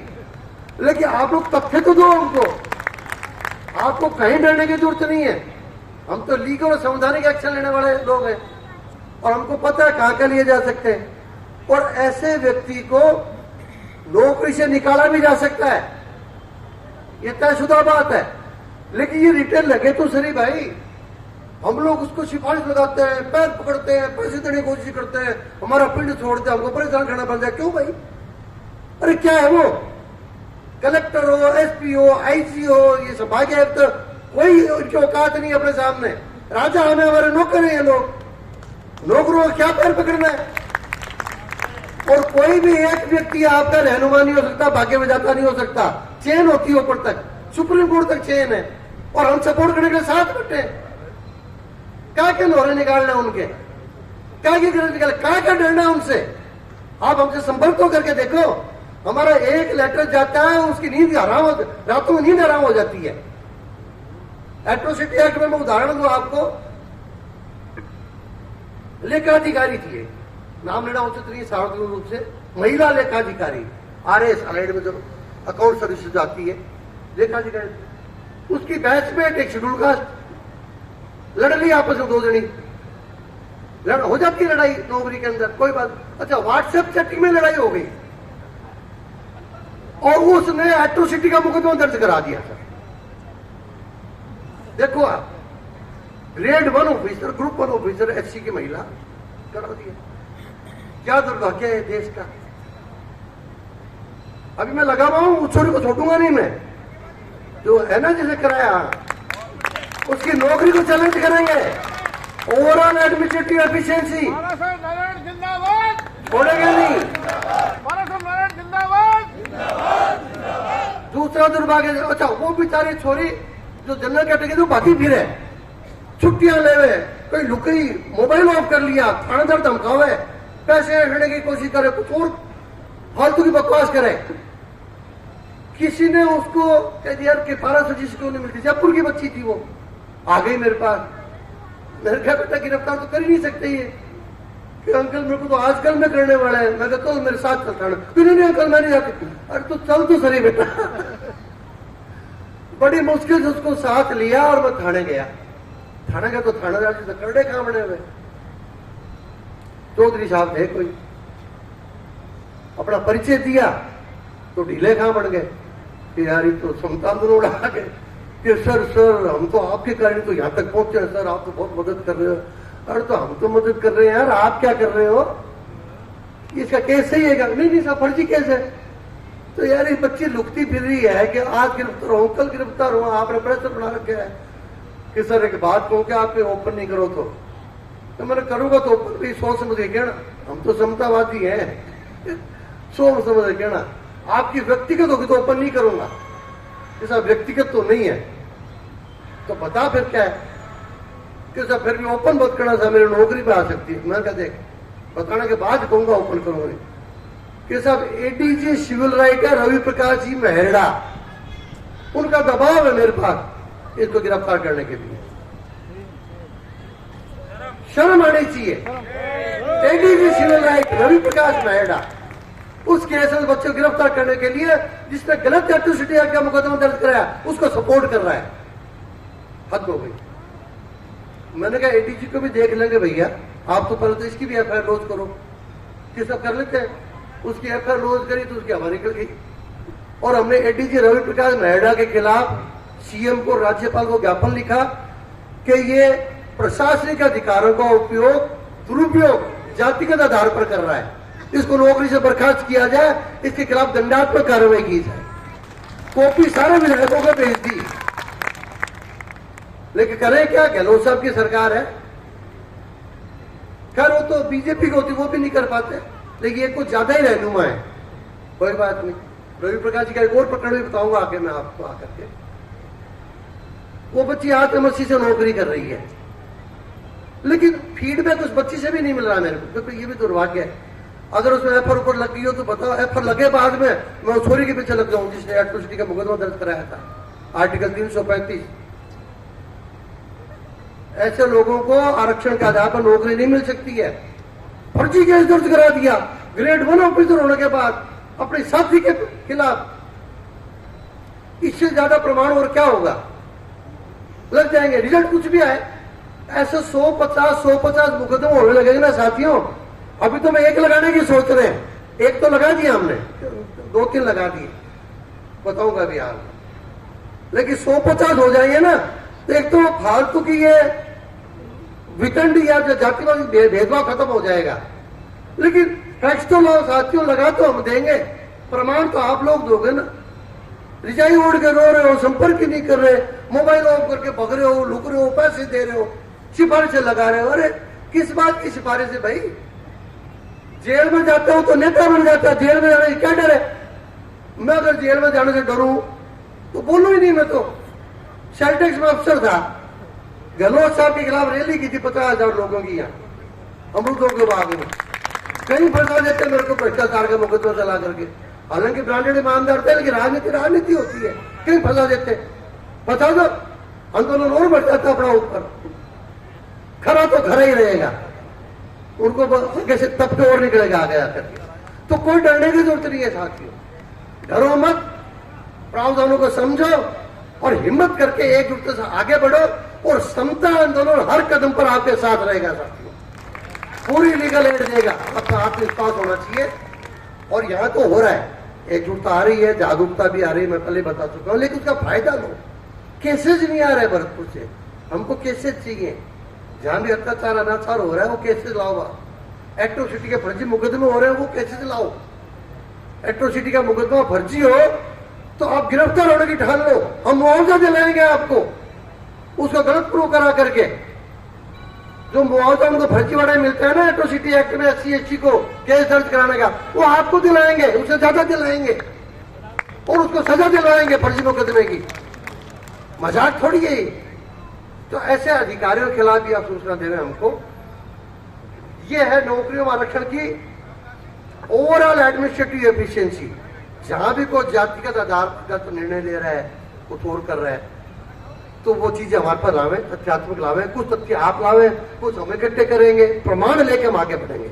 हम हर कार्रवाई को 2-3 महीने मेहनत करके फिर आगे बढ़ाते हैं और उसका रिजल्ट आता है। या तो हाई कोर्ट, सुप्रीम कोर्ट के जजेज हमारे रीट को सोच समझ के टैकल करते हैं, निर्णय करने से पहले 5 बार सोचते हैं, गलत निर्णय भी देते हैं, तो वो बुढ़ापे तक रोते हैं, उनकी आत्मा का छोड़ती है, उनको नींद नहीं आती उनको। तो किस दबाव में देना पड़ता है गलत निर्णय, क्योंकि तथ्य हमारे ऐसे होते हैं, प्रमाण ऐसे होता है, मेहनत करके लगाते हैं चीज को। तो आप लोग कॉन्फिडेंट रहे और हमारा सहयोग ले। ये प्रावधान में इसलिए बता रहा हूं कि इन प्रावधान की खिलाफत कहीं पर भी हो रही हो तो कृपया आप साथ आए और हमारा सहयोग लें, संपादन होना चाहिए। तो नौकरी में आरक्षण क्या दो सकते बताइए। एक तो ओवरऑल एडमिनिस्ट्रेटिव एफिशिएंसी को नुकसान नहीं होना चाहिए। अगर नुकसान हो रहा है तो नौकरी में आरक्षण नहीं दिया जा सकता। एक अपर्याप्त प्रतिनिधित्व होना चाहिए, यह प्रमाणित करना पड़ेगा संख्यात्मक आंकड़ों से। इन 2 शर्तों के बिना किसी भी राज्य सरकार को, किसी भी केंद्र सरकार को, किसी भी ये पब्लिक अथॉरिटी को किसी भी नियुक्ति प्रक्रिया में आरक्षण देने का अधिकार ही नहीं है। आरक्षण की विज्ञप्ति से पहले प्रमाणित करना जरूरी है कि इस कैडर में आरक्षण इसलिए दिया जा रहा है कि इसमें पर्याप्त प्रतिनिधित्व है और इसमें आरक्षण देने से ओवरऑल एडमिनिस्ट्रेटिव एफिशिएंसी को कोई नुकसान नहीं होगा। अब आपने देखा होगा कई जगह -3 नंबर वाले फिजिक्स के टीचर बन रहे हैं, लेक्चरर बन रहे हैं, बन ही नहीं सकते। लेकिन कोई पिटिशनर नहीं आया हमारे पास, क्या करें, बन गए। चैलेंज तो पिटिशनर ही करेगा ना, हम आह्वान करते रहे, लेकिन लिखावटी भी करते रहे। और अब ये प्रावधान भी हो गया है राजस्थान में कि 40% से कम अंक पर किसी भी आरक्षित वर्ग को कोई नौकरी नहीं मिलेगी। इसका भी कहीं उल्लंघन हो रहा हो कि हमारा मतलब हमारे पुरुषार्थ का काम है, समता आंदोलन के पुरुषार्थ का परिणाम है। ये तो हो गया, लेकिन इसको और आगे बढ़ाने की कोशिश करेंगे। एक्चुअल में आरक्षित वर्ग और मेरिट, क्योंकि अनारक्षित वर्ग तो कोई राय नहीं है, सामान्य वर्ग में आरक्षित है, ध्यान रखना। कुछ हमारे भाई बहन अनारक्षित वर्ग बोल रहे हैं या बोलते हैं, वो आदत जाते से जाएगी। अनारक्षित वर्ग कोई नहीं है, सारे आरक्षित वर्ग बैठे हैं, ठीक है ना। क्योंकि सामान्य वर्ग को भी ईडब्ल्यूएस आरक्षण मिल गया है। जो उस मानदंड में नहीं आ रहे हैं वो क्रीमी ले रहे हैं, जैसे ओबीसी में क्रीमी ले रहे हैं वैसे ईडब्ल्यूएस में क्रीमी ले रहे हैं, वो नहीं आ रहे हैं। तो आरक्षित ही आज नहीं आ रहे, कल आने लग जाएंगे। कल गरीब हो गए, 5 बंदों आ गए तो आने लग जाएंगे। SC/ST में क्रीमी लेयर है नहीं तो वो जातिगत आरक्षण, प्योर जातिगत आरक्षण है ये बात। लेकिन वो सब चल रहा है, वो अलग बात है। लेकिन मैं ये अभी समझाने की कोशिश कर रहा हूं कि अनारक्षित वर्ग कोई नहीं है। अब तो समतावादी या राष्ट्रवादी वर्ग और जातिवादी वर्ग, जो जातिगत आरक्षण समर्थन करते हैं, और समतावादी जो जातिगत आरक्षण समर्थन नहीं करते, ये 2 ही वर्ग है साथियों। इन 2 के हिसाब से काम करें तो 2 चीजों को देखें। किसी भी नियुक्ति में आरक्षित और समतावादी या राष्ट्रवादी लोगों की या मेरिटोरियस लोगों के बीच में 10% से ज्यादा का डिफरेंस नहीं रहना चाहिए। अगर ऐसा रहता तो उसको भी चैलेंज किया जा सकता है, कि ध्यान रखना। तो आप आए और हम संपर्क करें ऐसे टाइम में तो उसका रिजल्ट ला के देंगे। जाना पड़ेगा कोर्ट में, मेरिट में अपना। पदोन्नति में आरक्षण, इसका बड़ा संक्षेप में बता दूंगा। ज्यादातर लोग नौकरी पेशा है, रिटायर्ड है, उनको पता है। पदोन्नति में आरक्षण एक नंबर रूल आज की डेट है। पहले तो मैं बोलता था कि 17/6/95 से पदोन्नति में आरक्षण बंद है, क्योंकि उससे बैकवर्डनेस की शर्त लागू थी। अब बैकवर्डनेस की शर्त 2018 का संविधान पीठ के निर्णय से हटा दी गई है, जनरल जी के फैसले में उसको वापिस लगवाने के लिए लगा। हालांकि संविधान में बैकवर्ड कोई आरक्षण हटा दी, दादागिरी है। और जाए 5 जजों की बेंच थी, उसने हटा दी, वापिस लगवाएंगे उसको टाइम लगेगा। हर चीज में संघर्ष में टाइम लगता है। सुप्रीम कोर्ट की संविधान पीठ का निर्णय पलटवाने में टाइम लगता है, और वो संघर्ष चल रहा है हमारा। लेकिन आज की डेट में ये है कि बैकवर्डनेस की शर्त हटा दी, तो जो SC/ST का कोटा उस कोटे तक पदोन्नति में आरक्षण लागू है। लेकिन इसमें भी SC/ST के पसीने आए हुए हैं। क्यों आए हुए हैं? क्योंकि सामान्य पद पर एक भी आरक्षित वर्ग का व्यक्ति जिसने कहीं पर भी आरक्षण का लाभ लिया हो, वो सामान्य पद पर प्रमोट नहीं हो सकता है। और SC/ST पर्याप्त से अधिक हो चुके हैं, तो वो सामान्य पद पाने के लिए छटपटा रहे हैं। बहुत सी जगह जहां जागरूक लोग हैं, वहां ये स्थितियां हो रही हैं कि नियुक्ति के समय का सीनियर SC/ST का कर्मचारी बैठा है और नियुक्ति के समय का जूनियर जनरल OBC के कर्मचारी की पदोन्नति हो रही है। ये समता आंदोलन का पुरुषार्थ है साथियों। लेकिन यहाँ लोग अपने सोए में है, वहां 1-2 पोस्ट वो खोज के ले जा भी रहे हैं, उसके भी संघर्ष चल रहे हैं। कोई बात नहीं, हम कहते हैं कुछ लोग लगा लेते हैं तो उनको राइट मिल जाता है। अभी इनकम टैक्स में लगाई रेट, तो इनकम टैक्स में 21 जनों को इनके इंस्पेक्टर से ITO बना दिया गया था। जयपुर की घटना है ये। 21 जनों को SC/ST वालों को सामान्य पदों पर बना दिया। हमारे पास आया, हमने तो हो ही नहीं सकता। रिट लगवाई कैट के अंदर, उनको रिवर्सन के ऑर्डर हो गए। 21 जनों को लागू नहीं करे कि सब लागू नहीं करे, क्या करे? हम करा देंगे लागू भैया। हमने लेटरबाजी शुरू करी। जो principal chief commissioner of income tax महिला थी, उसके खिलाफ हमने केंद्रीय वित्त मंत्री को और CBDT को, central board of direct taxes, उसको लेटर लिख दिया और वकील का नोटिस दे दिया कि इसके खिलाफ फौजदारी मुकदमा दायर करने की हमको अनुमति दी जाए। रातों रात वो 21 जने रिवर्ट हो गए, SC/ST वाले अपने वाले प्रमोट हो गए, आज तक नौकरी कर रहे हैं। पुलिस महकमे में भी ताजा उदाहरण है। ये उदाहरण इसलिए दे रहा हूं जिससे आप में कॉन्फिडेंस है। सामान्य पदों पर एक भी पदोन्नति नहीं हो सकती है। हालांकि हम तो प्रमोशन और से खत्म कराने में लगे हुए हैं, लेकिन 11/9/11 की जो अधिसूचना है उसमें 16-12 का आरक्षण दे रखा है राजस्थान में। 16% SC को, 12% ST को। उसमें ही पसीने आ रहे हैं उनके, क्योंकि 16-12 में वो पहले प्रमोट हो आगे बैठे, एक्सेस में बैठे, और वो एडजस्ट हो रहे, कोई एडोक बैठा है। 11/9/11 में एडोक भी कर दिया था, उनको छाया पत्ती दिए थे, वो धीरे धीरे एडजस्ट हो रहे हैं। तो अपने वाले नीचे वाले प्रमोट हो रहे हैं अपना लाभ ले लेकर के, उसमें पसीने आ रहे। कैसा भी खत्म हो जाए तो ठीक है, खत्म करवाने में लगे हुए भैया।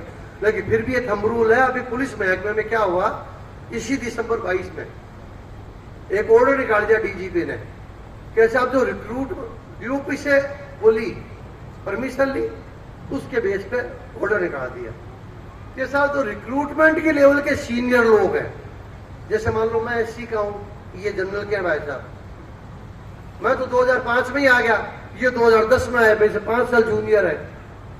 सब इंस्पेक्टर पद पर आए या ASI में आए, 5 साल जूनियर है मेरे से ASI में।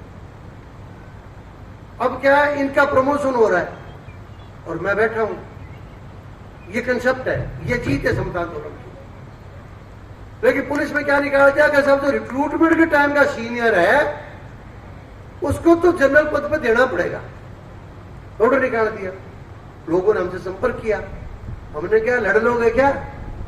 पुलिस वाले लड़ने से डरते हैं, फिर लड़ लेंगे साहब, क्योंकि एक वो रोहित श्रीवास्तव था जो ASI से सब इंस्पेक्टर बना था, तो CI है वो, सबसे पहले उससे रिट लगाई थी हमारे कहने से। 350 इंस्पेक्टरों का भला करवाया था उसने, सुप्रीम कोर्ट से लड़ा था। ये तो ये बेल्ट से बंधे होते हैं, डर के रहते हैं, हम साथ लगे रहे।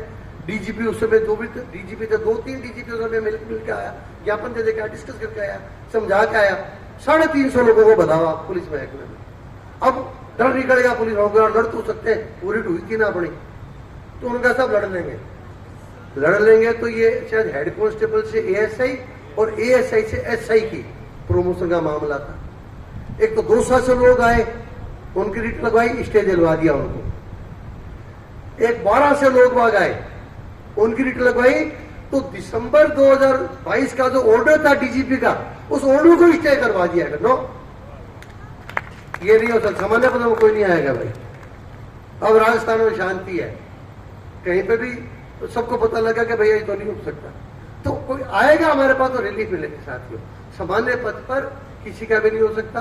एक और मैं आइडिया दूं, आप में से बहुत से शिक्षक वर्ग के भी हैं, क्योंकि केदारनाथ जी अपने शिक्षक वर्ग से आप लोगों के काम की बात, क्योंकि शिक्षा के क्षेत्र में बहुत ज्यादा एक्स्ट्रा लोग प्रमोट हो रखे हैं, ये धीरे धीरे एडजस्ट तो हो रहे हैं, लेकिन फिर भी एक्स्ट्रा मिल जाएंगे, वो अलग बात है। एक दूसरी बात बताता हूँ, एक रिट हम और लगाना चाह रहे हैं, कैंडिडेट नहीं मिल रहे हमको। किसी भी आपके सर्विस टाइम के जूनियर व्यक्ति को, चाहे आपसे जल्दी प्रमोशन हो गया हो, आपसे ज्यादा तनख्वाह नहीं मिल सकती, आपसे ज्यादा पेंशन नहीं मिल सकती। ये रिट हम लगाना चाहते हैं। आप ढूंढो, अगर आपसे कोई जूनियर व्यक्ति SC ST का आपसे ज्यादा पेंशन या तनख्वाह ले रहा है, तो आप आइए हमारे पास। ये नीतिगत मामलों में धन खर्च भी हाईकोर्ट लेवल तक समता दोनों करता है। ये मैंने बताया ना, जैसे शिक्षा क्षेत्र में बच्चे आएंगे तो हाईकोर्ट लेवल तक खर्च हम उठाएंगे, सुप्रीम कोर्ट में चंदा करना पड़ेगा हमको, बहुत महंगा होता है सुप्रीम कोर्ट। लेकिन ऐसे ही जो पेंशन और वेतन में जो डिफरेंस है, आपसे जूनियर SC ST से आपको कम तनख्वाह मिल रही है, तो उसके बराबर की तनख्वाह और पेंशन दिलवाएंगे, और डिफरेंस और दिलवाएंगे हम आपको। ये मिलने लग जाएगा तो बहुत सी जो अन्याय की चीजें, स्थितियां, वो बस ही खत्म हो जाएगी साथ। तो ये आप रिट लगाना चाहते हैं, 80 कैंडिडेट आप हमको ला के दीजिए। तो ये भी मैंने पदोन्नति वाला बता दिया आपको। अब एक एट्रोसिटी एक्ट और बताऊंगा, फिर मैं मेन मुद्दे पर आऊंगा, जो अभी चुनावी वर्ष है उसमें हमको क्या करना चाहिए और क्या करने हम जा रहे हैं। एट्रोसिटी एक्ट में बहुत सी भ्रांतियां हैं साथियों। हमने एक डॉक्यूमेंट्री भी लगा रखी है इसके अंदर, यूट्यूब चैनल पर जाओगे तो एट्रोसिटी एक्ट में गिरफ्तारी नहीं हो सकती, इस नाम से अपने वो है वीडियो डॉक्यूमेंट्री है, उसको देखो। सारे संवैधानिक और सुप्रीम कोर्ट के फैसलों की ये सब की सारांश हमने बता रखा है, और वो यूट्यूब चैनल चल रही है। ये भी प्रमाण है कि उसका वो प्रमाणिक यूट्यूब है, वो डॉक्यूमेंट्री है। अगर प्रमाणिक नहीं होती तो SC ST वाले ब्लॉक ही करा देते हैं उसको, ठीक है ना, उसको देखें आप। यहाँ आपको मैं संक्षेप में बता दूं, एक तो ये बहुत बड़ी भ्रांति है कि साहब अच्छा अपने फैलाते हैं, ये और मजे की बात है। मतलब ये बड़ा मेरे को बड़ा अचंभा होता है कि हम हमारे से ज्यादा हमारा दुश्मन कोई है ही नहीं। अफवाह फैलाना, अपने खिलाफ फैलाना, दुख पाना और झेलते रहना उस दुख को, मजा आ गया। मतलब इसलिए हम बार बार क्लियर करना चाहते हैं। अब जैसे अपने लोगों से बहुत से लोग आपको कहते मिल जाएंगे। अभी एक कल डी गया था, डी में मिले तो हो सकता है आए भी हो, पता नहीं सुनने की नहीं सुन रहे मेरी बात, वही अड़ रहे थे कि साहब आपने ये कैसे कह दिए, तो गलत है। एट्रोसिटी एक्ट में FIR लॉज होते, गिरफ्तारी हो जाएगी, ये भ्रांति है लोगों की। मैंने एक अकाउंट्स ऑफिसर का तो अभी उदाहरण दिया ही है, जिसके पीछे ADG लगा हुआ गिरफ्तार करवाने के लिए, आज तक मस्त है वो। ये प्रमाणिक चीज है। कोई व्यक्ति लगा तो मैं नाम भी बता दूंगा, मिल सकते हो, और मैं झूठ क्यों बोलूंगा, हमारी डॉक्यूमेंट्री चल रही है, कोई गिरफ्तारी नहीं हो सकती। अगर एट्रोसिटी एक्ट का झूठा मुकदमा है, ये आप ध्यान रखें, सच्चे मुकदमे में हम साथ नहीं है साथियों। समता आंदोलन आजादी के 73-74 साल बाद जाति के आधार पर अत्याचार और एट्रोसिटी बर्दाश्त नहीं करता है। हम SC ST के भी खैर को हैं, हर इंसान एक समान, ये तो हमारा उद्देश्य है। अगर कोई एट्रोसिटी करता है तो भुगत भैया, हम तुम्हारे साथ नहीं है। लेकिन 70-80% मुकदमों में फर्जीवाड़ा चल रहा है, उसमें हम साथ हैं, पूरी तरह से साथ हैं। तो वो आप हमको सूचना दीजिए। और कोई प्रावधान ऐसा नहीं है ना, ये लोग कहते कि साहब सुप्रीम कोर्ट ने तो निर्णय दे दिया था, केंद्र सरकार ने बदल दिया था, अब तो गिरफ्तारी तत्काल होती है, नहीं होती साथियों। केंद्र सरकार ने यह प्रावधान बदला है। सुप्रीम कोर्ट ने 2 आदेश दिए थे, एक तो ये कि साहब जो एफआईआर लॉन्च की जाती है वो पूरी जांच करने के बाद एफआईआर लॉन्च की जाए, क्योंकि फर्जी एफआईआर हो रही, 70-80% फर्जी एफआईआर हो रही है। उनके पास तथ्य थे, आंकड़े थे कि यार ये क्या हो रहा है, एक्ट का दुरुपयोग हो रहा है। तो उन्होंने गलत है, इसकी जांच करके इतना फर्जीवाड़ा होने लग गया उन्होंने। तो अच्छा निर्णय दिया था उन्होंने कि सब जांच करने के बाद, और जांच करने के बाद भी उच्च अधिकारियों से लिखित परमिशन लेने के बाद एफआईआर लॉन्च की जाए।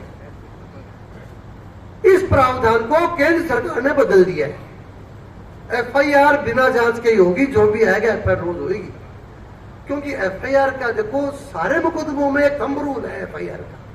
किसी भी एक्ट में एफआईआर हो थानेदार को करनी ही पड़ेगी, वो मना नहीं कर सकता। मना करते हैं वो बदमाशी है, उसका भ्रष्टाचार है, भ्रष्टाचार है वो, चाहे बिना पैसे के मना कर रहा हो अपनी खाल बचाने के लिए, लेकिन वो गलत है, भ्रष्टाचार है। हम नहीं करवा पा रहे, आप संपर्क कीजिए। थानों में समितियां बनी हुई है, नागरिक समितियां जो थानेदार को बाध्य करती हैं। आपको पता है नागरिक समितियां बनी इसलिए है कि थानेदार भ्रष्टाचार नहीं कर सके, थाने में भ्रष्टाचार नहीं हो। लेकिन नागरिक समिति वाले भी अपना काम निकलवा देते, थानेदार जी था, अरे क्या कहते थानेदार जी, उस पर नियंत्रण के लिए तुमको बनाया गया, तुम हाथ छोड़े फिरते। हद हो गई। हमने डिमांड रख रखी सरकारों के पास कि सभी नागरिक समितियों में समता आंदोलन के जिलाध्यक्षों को और तहसील अध्यक्षों को जोड़ा जाए। आज तो कल बनवाएंगे और उसको जोर शोर से उठाएंगे, क्योंकि ये जब तक हम ये नहीं समझेंगे कि राजा हम हैं, ये सब नौकर है हमारे, ये पब्लिक सर्वेंट, बोलने में बोलते अपने लोक सेवक। लोग कौन है भाई? अपने जो है लोग सेवक कौन है? वो रे हमारे टैक्स तनख्वाह मिल रही है तो हमारा नौकर हो गया, और डायरेक्ट नहीं दे रहे हम, खजाने में जमा हो रही है, वहां से हमने कोई नुमाइंदे भेज रखे, वो उसको बांट रहे तनख्वाह है तो हमारे सेवक ही। लेकिन हम उनसे डर रहे हैं साहब, ये डर निकालना पड़ेगा साथियों। प्रजातंत्र का मतलब तब है, लेकिन जो कानून है उसकी पालना करवानी पड़ेगी। वो भी करे, हम भी करें, ये करें, लेकिन किसी भी लोक सेवक से या एमएलए डरने की जरूरत नहीं है। वो सब हमारी सेवा के लिए, हमारे व्यवस्था के कानून बनाने के लिए, उसके इम्प्लीमेंटेशन के लिए, एग्जीक्यूशन के लिए है। तो थाने में कोई भी एट्रोसिटी एक्ट का मुकदमा अब बिना जांच के दर्ज हो जाता है। एक तो ये चेंज कर दिया केंद्र सरकार ने, और ये कमों में सही भी है, क्योंकि बाकी सारे एक्ट में एफआईआर रोज होती है, तो एट्रोसिटी एक्ट में क्यों नहीं हो भाई? क्योंकि इसके लिए शुरू में ही धारा 182 बनाई हुई है। धारा 182 फर्जी मुकदमों पे आपको काउंटर मुकदमा दर्ज करने का अधिकार देती है। सबको पता है 182, 50% ज्यादा लोगों को पता होगा 182 लगती है। लेकिन एट्रोसिटी मुकदमे में लोग इतने डर जाते हैं, लुक जाते हैं, भाग जाते हैं, जेल लेकर के समझौता करते हैं, झूठे मुकदमों में ब्लैकमेल होते हैं, तो 182 का तो उपयोग करना भूल ही जाते हैं।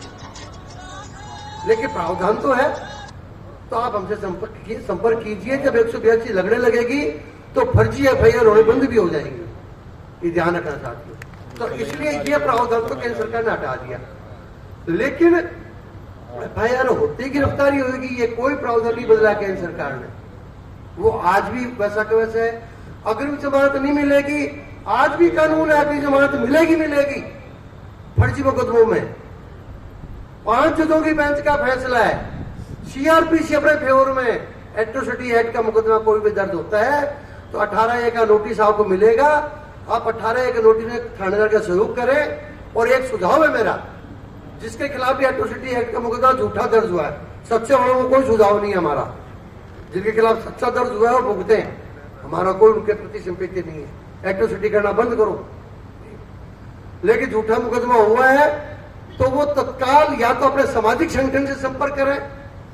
सामाजिक संगठन का एक ही पदाधिकारी जाकर थानेदार से मिल लेगा तो एक तो उसका भ्रष्टाचार बंद हो जाएगा, एक गिरफ्तारी का भय निकल जाएगा आपका। सामाजिक संगठन नहीं है तो समता आंदोलन के किसी भी पदाधिकारी से संपर्क करें, हमारा लेटर चला जाएगा तो भी गिरफ्तारी का भय निकल जाएगा, भ्रष्टाचार बंद हो जाएगा। तो आप दो प्रयास करें, हमारा सुझाव है। एट्रोसिटी एक्ट का मुकदमा किसी के भी खिलाफ हुआ हो, हमारे पंचायत लेवल के, तहसील लेवल के, जिला लेवल के, प्रदेश लेवल के, अगर मेरे तक बात आती है तो वहां भी संभाला गया, हम डीजीपी तक से मिल लेंगे। झूठे केस में कुछ नहीं होता, लेकिन आपको आना पड़ेगा। लुकने की कोई जरूरत नहीं है, थानेदार से डरने की कोई जरूरत नहीं है। गड़बड़ करे थानेदार को चेंज करा देंगे, लाइन हाजिर, आज का 1 घंटे में लाइन हाजिर होता थानेदार, नीले और तख्ते जगह सब क्या कर रहा थानेदार आपका, इसलिए बैठा रखा क्या इसको, हल है। लेकिन आपको डरने की जरूरत नहीं है। तो आप लोग इसका उपयोग करें, संविधान का उपयोग करें, सहयोग दें, तो डरना बंद करें। तो एट्रोसिटी एक्ट में कोई गिरफ्तारी नहीं होती और 7 साल के मुकदमे तो गिरफ्तारी हो ही नहीं सकती। परमिशन लेके गिरफ्तारी होगी, तथ्यात्मक आंकड़े इकट्ठे करने पड़ेंगे। सुप्रीम कोर्ट ने क्वेश्चनेयर बना के दे रखी है थानों में, थानेदार को क्वेश्चनेयर पूरी करनी पड़ेगी, उच्च अधिकारी से परमिशन लेनी पड़ेगी और तब जाके किसी गिरफ्तारी। 7 साल का मुकदमा, 7 साल तक की जिसमें सजा होती है, किसी भी एक्ट में हो, चाहे पीसी में ही हो, उसमें भी गिरफ्तारी नहीं हो सकती है, एट्रोसिटी एक्ट में नहीं हो सकती है। और एट्रोसिटी एक्ट के 95% मुकदमे 7 साल तक की सजा के ही है, हो ही नहीं सकती गिरफ्तारी। अब कहीं बलात्कार का केस है, बलात्कार करके मार दिया, आगजनी कर दी, घर जला दिया और तथ्य है, तो गिरफ्तार होना ही पड़ेगा साथियों। सच्चे केस में तो हम भी साथ नहीं है, झूठे केस में गिरफ्तारी नहीं हो सकती है। अग्रिम जमानत के लिए सुप्रीम कोर्ट की संविधान पीठ का फैसला, उसमें लिखा गया है कि अगर झूठे केस में अग्रिम जमानत नहीं दी जाती है, it will be A miscarriage of justice, अन्याय होगा ये। सुप्रीम कोर्ट का संविधान पीठ का निर्णय है, तो अग्रिम जमानत नहीं मिल सकती। लेकिन आप संपर्क तो करें। अच्छा, वकीलों भी मिसगाइड कर देते हैं, ये भी ध्यान रखना। हो सकता कुछ वकील साथी भी हो हमारे, सारे ऐसे नहीं होते, मैं भी वकील हूं भाई। वकील और थानेदार की लालच रहती है कि यार मोटी पार्टी फंस रही है तो दबका इसको, वैसे मैं ला दूंगा। आप तो समता आंदोलन से मिलो, सामाजिक संगठनों से मिलो, वकील से हमारी बात करवा दो। जयराम जी की पूरे इंडिया से फोन आते हैं हमारे, वकील हमसे फोन में बात ही नहीं करता। तेरे क्लाइंट के सामने बात करेंगे तो सच्चाई तो पता है उसको, वकील में कोई बात नहीं करता यार, तू दूसरा वकील कर ले, उसको पता है क्या होने जा रहा है। तो हम कहते दूसरा कर ले भाई, जो हमसे बात कर सकते उसे कर ले, ये तो गलत बात कह रहे थे उनको। और रिलीफ दिलाते हम टेलीफोन, जिनको हम जानते नहीं शकल से, सैकड़ों लोगों को रिलीफ दिलाती टेलीफोन पे ही, हमें तो सही। तो इसलिए एट्रोसिटी एक्ट में गिरफ्तारी नहीं हो सकती है, अग्रिम जमानत मिलेगी और झूठे केस में तो कुछ भी नहीं होगा आपका। हम आपके साथ हैं, उसको फेस करें, हमारे साथ आके फेस करें, काउंटर केस कराएं। 182 में 100, 200, 500 काउंटर केस होने लगेंगे तो इसका दुरुपयोग होना बंद हो जाएगा। अब ऐसा व्यक्तिगत आरक्षण एक राजनीतिक भ्रष्टाचार है। कैसे है? हो सकता है मैं भी सीएम होता तो मैं वो कर रहा होता जिसकी आज हम बुराई कर रहे हैं। वहां वोटों की राजनीति है साथ, क्योंकि हम कह रहे हैं ना किसी राजनेता को और उसको बुरा नहीं मानते हैं। हम कहते हैं कि अगर आप वोटों की राजनीति करते भी हो तो हमको नुकसान मत पहुंचाओ। आप राज्य उनको भले कर दो किसी को, लेकिन हमको नुकसान मत पहुंचाओ। नुकसान पहुंचा कर उनको फायदा पहुंचा रहे हो तो हम आमने सामने हैं आपके। हम किसी राजनेता का या राजनीतिक दल का भी विरोध मुद्दों पे करते हैं कि भी आपने ये कैसे कर दिया, हमारे फैसले को क्यों नहीं माना, उन्होंने मान लिया आपने क्यों नहीं माना। सुप्रीम कोर्ट का फैसला, दूसरा करवाला हुआ फैसला हुए, सुप्रीम कोर्ट के भी गलत फैसले हुए, जैसे बैकवर्ड की शर्त हटा दी, हम चुप है ना। जब तक हम नहीं बदलवाएंगे उस फैसले को, शर्त को लागू नहीं कराएंगे, हम नहीं बोलेंगे। लेकिन जो शर्तें लागू है, पर्याप्त प्रतिनिधित्व और ओवरऑल एडमिनिस्ट्रेटिव एफिशिएंसी, उनको तो लागू करना पड़ेगा। गिरफ्तारी नहीं होगी तो नहीं होगी। एट्रोसिटी एक्ट में कैसे कर लोगे गिरफ्तार? ये चीजें अपने को देखनी पड़ेंगी। तो जो राजनेता के खिलाफ चलता है हम उसकी खिलाफत करते हैं मुद्दों पर, और उसको बार बार चांस देते हैं कि उसकी मजबूरी है, समझ जा भाई, नहीं समझेगा तो हम देखेंगे। और देखा भी हमने, पिछले चुनाव कर करके दिखाया भी है। न्यायपालिका का अपमान करते हैं राजनेता लोग, फैसला नहीं मानते, अपने खुद के ऑर्डर्स की अवमानना करते हैं। 11/9/11 की भी अवहेलना हो रही है। कई जगह सामान्य पदों पर दिया जा रहा है ना प्रमोशन, नहीं दे सकते, कर रहे हैं 11/9/11 की अवहेलना, दबाव में आकर कर रहे हैं। और भी बता रहा हूं आगे अभी आपको, राष्ट्रवादियों का अपमान, अपने सब राष्ट्रवादी, हम तो संविधान के प्रावधान को लागू करना चाहते हैं, सुप्रीम कोर्ट के फैसले को लागू करना चाहते हैं, हमको नुकसान पहुंचा रहे हैं। तो ये सब राजनीति का भ्रष्ट आचरण है। ये जातिगत आरक्षण यही भ्रष्ट आचरण को बढ़ावा देता है, इसलिए हम इसके विरोध में हैं। और पूरे देश को ये जातिगत गृह युद्ध की तरफ बढ़ा रहा है। अभी जैसे हरिओम जी बोल गए कविता, इसने भाईचारे को खत्म कर दिया जातिगत आरक्षण में। जातिगत ध्रुवीकरण को खत्म करेगा तो शुरू हुआ, और जातिगत ध्रुवीकरण को क्लाइमेक्स में पहुंचा रखा है इसने। कौन बोलेगा? अपने तो बोलेंगे इसके खिलाफ, कोई विदेश से थोड़ी आएगा बोलने के लिए। इस भ्रष्टाचार को, इसके खिलाफ इसलिए बोल रहे हैं, आप सबका सहयोग रहेगा।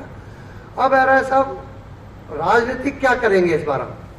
सबका ये रहता है कि साहब समता आंदोलन राजनीतिक रूप से क्या करना चाहता है। हमने 2013 में कांग्रेस सरकार का खुला विरोध किया था, क्योंकि सुप्रीम कोर्ट का निर्णय हमारा यूपी में लागू हो गया था, राजस्थान में लागू नहीं हुआ। खूब धरने प्रदर्शन किए, खूब रैलियां करी, लेकिन गहलोत सरकार लागू नहीं किया, तो हमने खुला विरोध किया गहलोत सरकार का। उसका रिजल्ट भी आया। 2013 जैसी हार आज तक कांग्रेस की कभी नहीं हुई है। 20 सीटों पे आई थी कांग्रेस 200 में से। हमारे सब प्रयासों का बड़ा फर्क पड़ा उसका। फिर बीजेपी की सरकार आई, तो भाई जब वो हारी तो बीजेपी जीत गई। 160 से ज्यादा सीटें आई थी। हम मिले भी थे वसुंधरा जी से, बड़ी खुश भी हुई तो उनका हमसे मिलना, लेकिन 5 साल तक उन्होंने हमको मिलने का समय नहीं दिया। हम लिख लिख के हार गए, उन्होंने मिलने का समय नहीं दिया। हालांकि उनके कार्यकाल में अत्याचार अनाचार नहीं हुए जातिगत आरक्षण के खिलाफ, लेकिन प्रमोशन आरक्षण बंद करने का जो उनका कमिटमेंट था कि टाइम बाउंड प्रमोशन लागू कर दिया जाएगा, वो भी लागू नहीं किया उन्होंने। हालांकि उन्होंने 26 जुलाई 17 का नोटिफिकेशन निकाला, उनके कार्यकाल में निकला है, बहुत अच्छा नोटिफिकेशन है। 5/10/18 का नोटिफिकेशन निकाला जो रीगेनिंग का था, वो भी उनके कार्यकाल में निकला, लेकिन उन्होंने मिलने का समय नहीं दिया और प्रमोशन में आरक्षण खत्म करने का टाइम बाउंड प्रमोशन लागू नहीं किया। ये हमारा विरोध था, तो हमने तीखा विरोध नहीं करके बैलेंस विरोध किया था उसका। 2018 चुनाव में आपको ध्यान होगा, हमने मिशन 59 चलाया था।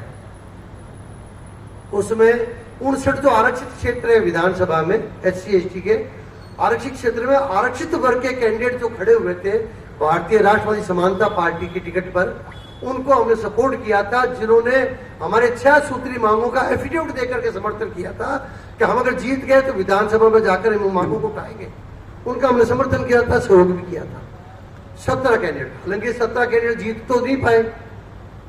हम बीजेपी के पक्ष में नहीं थे, कांग्रेस के पक्ष में नहीं थे, हम न्यूट्रल रुख लेके चले थे अपनी बात आगे तक पहुंचाने के लिए, और बात पहुंची। उसका रिजल्ट ये आया साथियों कि जिन 17 सीटों पर हमने जिन कैंडिडेट को खड़ा किया था, उनमें से 15 सीटों पर बीजेपी हारी थी सर। अगर वो 15 सीटें आ जाती तो बीजेपी सत्ता में होती मेरे ख्याल से। बाकी तो जोड़ तोड़ अमित शाह जी कर लेते, करना चाहते वो, क्योंकि वो 15 सीटें कम भी होती कांग्रेस की। तो ये रिजल्ट आता है सर। मैंने देखा है कि सही टाइम पर सही बात को सही ढंग से मतदाता तक पहुंचाते हो तो वो अपने ढंग से रेस्पॉन्ड करता है, उसका जवाब देता है। इस बार हम क्या करना चाह रहे हैं? इस बार हम करना चाह रहे हैं साथियों, क्योंकि 2013 में कांग्रेस के बहुत से विधायक हार गए थे, वो हमको बाद में मिलते रहे 5 साल तक, आमना सामना भी होता था, रोज मिलते हैं, कहीं ना कहीं टकराई जाते हैं। तो कहते थे आप जी हमने तो आपके उसमें आंदोलन में सहयोग किया था, आपके ज्ञापन पर साइन भी किए थे हमने, हाईकोर्ट के फैसले को लागू करो। हमको हरवा दिया यार, हमने क्या बुरा किया था?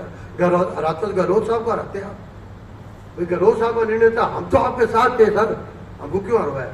हमने कहा था हमने तो पार्टी का विरोध किया था साहब, हमको क्या पता आप हार जाओगे, हमने तो पार्टी का विरोध किया था। लेकिन वो उनके दर्द था। फिर बीजेपी का रुख देखा, इस मुद्दे पर वोटों की राजनीति बीजेपी कांग्रेस से ज्यादा फर्क नहीं है, किसी पार्टी में ज्यादा फर्क नहीं है, सब अपने वो समीकरण देख के बढ़ते हैं।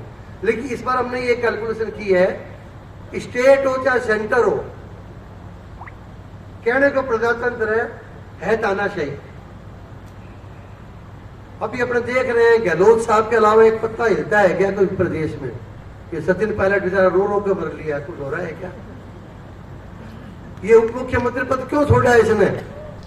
उप मुख्यमंत्री पद बढ़ा रखा था, इसको काम दिले का ही नहीं हो रहा था इसका। मतलब हमको पता है, हमारे वहां के शिक्षा मंत्री जी है BD कल्ला साहब, उनकी क्या हालत है हमको पता है। अपने राजनीति में जाना नहीं चाहते। मैं उदाहरण की तरह आप भी यहां भी देख लेना, आपके यहाँ गर्ग साहब हैं, उनके क्या काम हो रहे होंगे मेरे को नहीं पता, हालांकि ये तो गुड बुक्स में गहलोत साहब इनके तो काम हो रहे होंगे से। हाँ, तो इसको तानाशाही नहीं कहना चाहिए, इसको पोलीगार्की कहना चाहिए। पोलीगार्की मतलब वो 10-15 लोग मिलकर के तानाशाही करते हैं। जो उनके गुड बुक्स में होते वो तानाशाह लोग बात रोते ही फिरो, चाहे कांग्रेस का ही हो। ये स्थिति बीजेपी में भी थी। जब वसुंधरा जी खास थे, उनकी चलती थी। राजेंद्र राठौड़ की लाश में क्या स्थिति करती थी अपनों को पता है, अगर आप लोगों को पता हो तो। ये पोलीगार्की चल रहा है जो कुछ मिलकर के तानाशाही चलाते हैं। तो अब हमने देखा कि साहब एक को टारगेट करो अपने को, एक तो उसमें शक्ति कम लगती है, रिजल्ट अच्छे आते हैं एक को टारगेट करने में। इस बार हमारा मानस है गहलोत साहब को टारगेट करने का।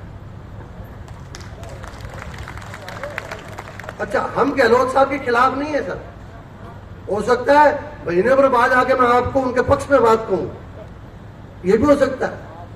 ऐसा मत सोचना मैं कोई बिक गया, मैं तथ्यों से बात करूंगा साथ में।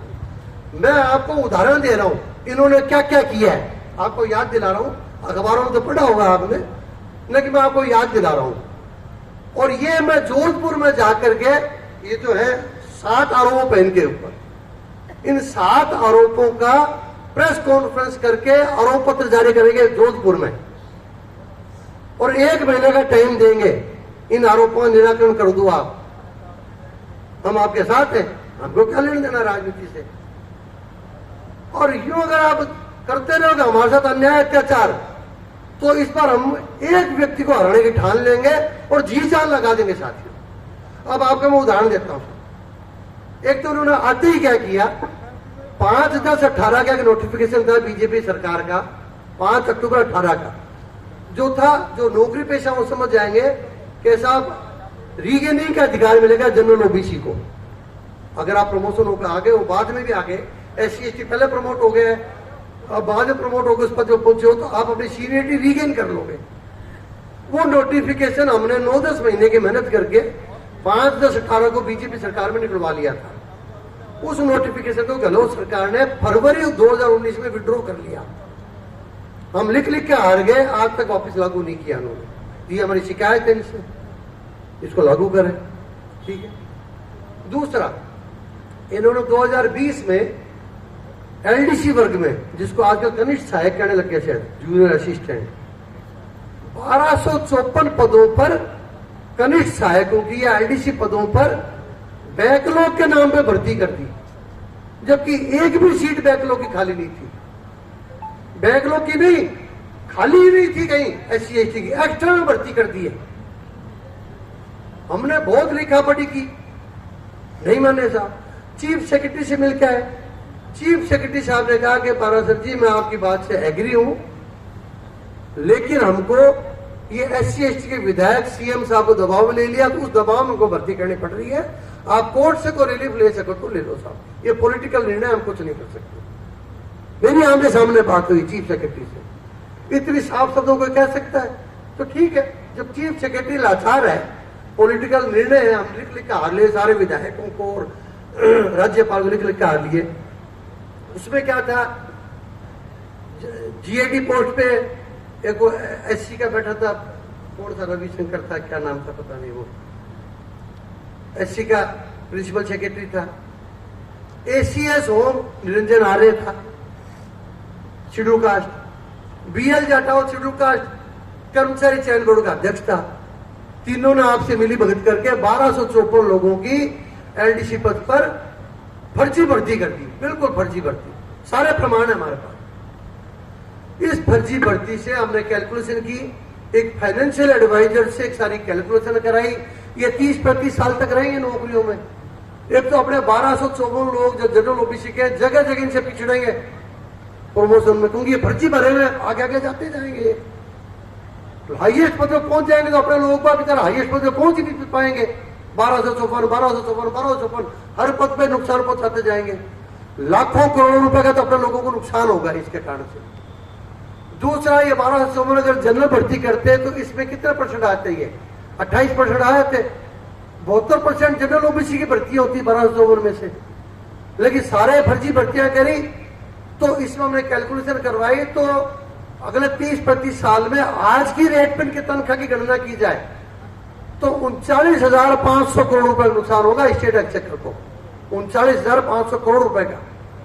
फाइनेंशियल एडवाइजर ने अपने साइनों से हमको कैलकुलेशन करके दी है, और वो हमें एनेक्चर लगाया हाई कोर्ट में। ऐसे एनेक्चर लगा करके वो एक भी खाली भर्ती नहीं थी, खाली वैकेंसी नहीं थी, वो सारे एनेक्चर लगा करके हमने हाईकोर्ट में रिट की है। उन 3 जो एससी के अधिकारी थे उनको दंडित करवाने की मांग की है और इन 1254 को निरस्त करवाने की मांग की है। भर्तियों को नोटिस इश्यू हो चुके हैं, जब भी फैसला आगे अपने हक में आएगा। लेकिन मैं यहाँ आपको इसलिए बता रहा हूं कि ये गहलोत साहब की कृपा से हुई है, वोटों के राजनीति के कारण से हुई है सारी की सारी। तीसरा है, निरंजन आर्य साहब को चीफ सेक्रेटरी बना दिया 10 सीनियर आईएएस अधिकारियों को ओवरटेक करते हुए, सिर्फ जातिगत वोटों की कैलकुलेशन करते हुए। जो बेचारे इतने सीनियर मोस्ट आईएएस अधिकारी पहुंचे, जनरल ओबीसी के थे, निष्ठावान थे, ईमानदार थे, कितना हर्ट होता है इंसान चीफ सेक्रेटरी बनने का। उनके लालसा थी, अगर वो इसको नहीं बढ़ाते तो कम से कम 3 या 4 जने ऐसे थे जो इससे पहले रिटायर हो गए बेचारे। वो थोड़ा 6-6 महीने 4-4 महीने रह लेते, 1 साल 6 महीने 4 महीने रह लेते, लेकिन उनके हक को मार करके इन्होंने निरंजन आर्य को बनाया। तो ये जातिगत वोटों की राजनीति करते और इसकी वाइफ को आरपीएससी का मेंबर बना दिया। बोलो, और को दिख ही नहीं रहा इनको। अच्छा, एक मजे की बात और है, निरंजन आर्य को शेड्यूल कास्ट घोषित कर गए, शेड्यूल कास्ट है ही नहीं, ढोली है ये। हाँ,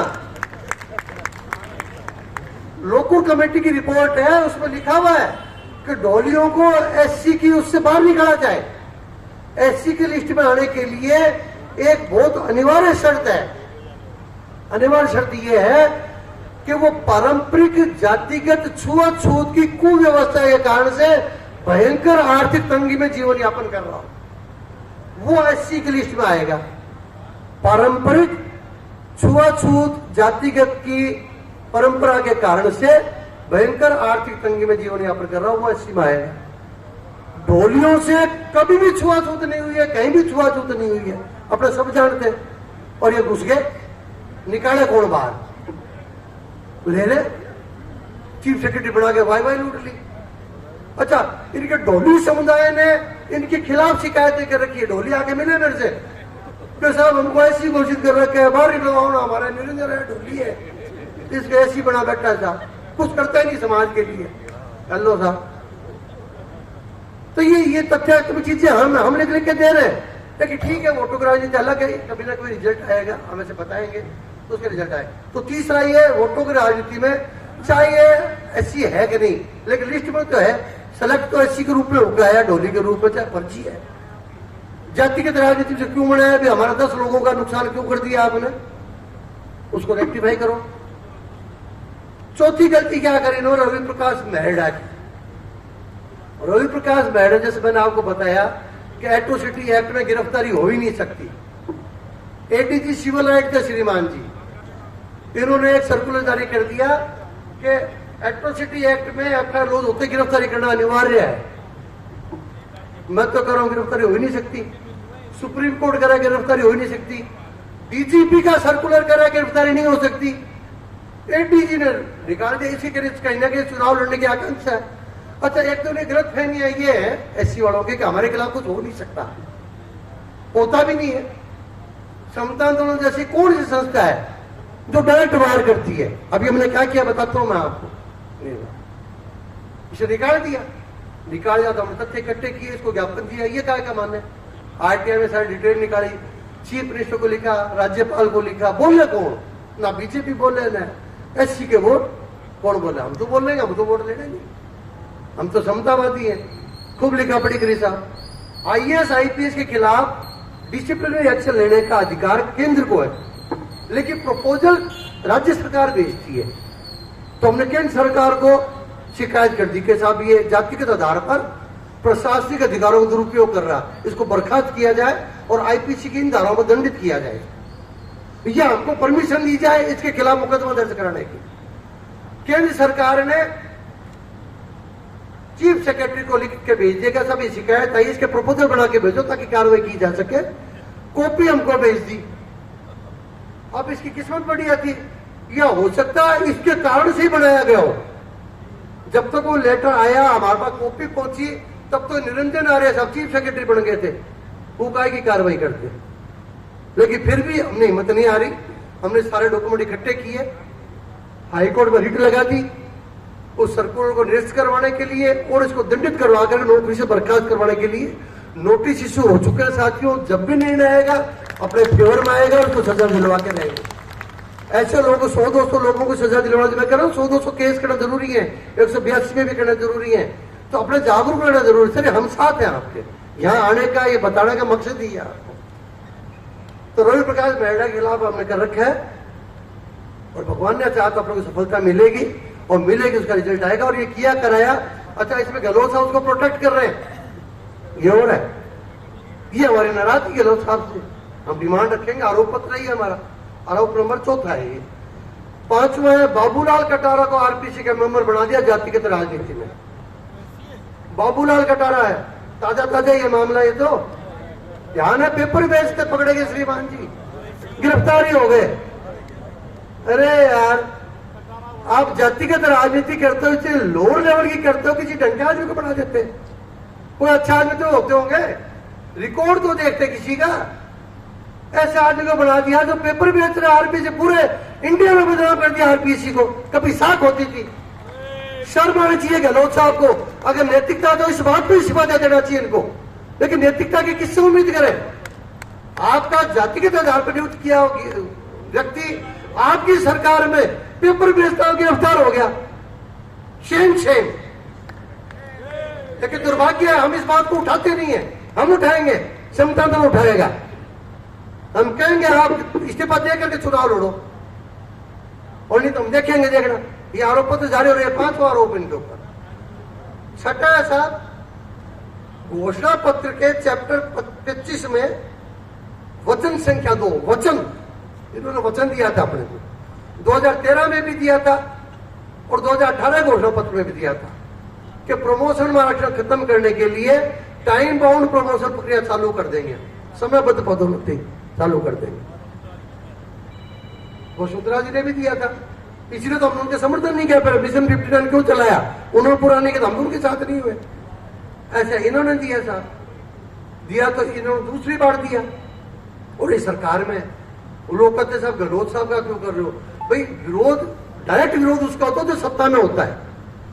जैसे 2013 में किया, 2018 में हम वसुंधरा जी का डायरेक्ट विरोध करते, लेकिन उन्होंने हमको बुलाया नहीं है तो ठीक है, लेकिन हमको ऐसा अन्याय अत्याचार के वो आधार नहीं दिए जो मैं गिना रहा हूं आपको। ऐसा कुछ नहीं हुआ उनके टाइम में, तो हम डायरेक्ट विरोध करने की स्थिति में नहीं आए। इन्होंने तो किया है जो मैं बता रहा हूं आपको, प्रमाण सहित बता रहा हूं।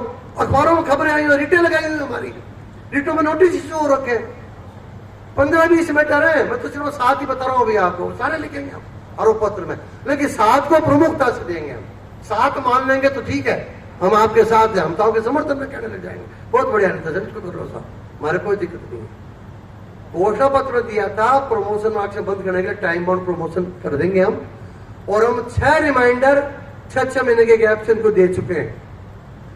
और ये ऑफर के साथ दे चुके हैं कि साहब आप टाइम बाउंड प्रमोशन प्रक्रिया जो आपके घोषणा पत्र में जो वचन दिया है आपने, और जिसको कैबिनेट की मीटिंग में अप्रूव करा करके सरकारी दस्तावेज बना दिया, जिसको आपकी सरकार मानने के लिए बाध्य है, तो घोषणा पत्र को उन्होंने कैबिनेट से अप्रूव करा दिया तो सरकारी नीति हो गई वो।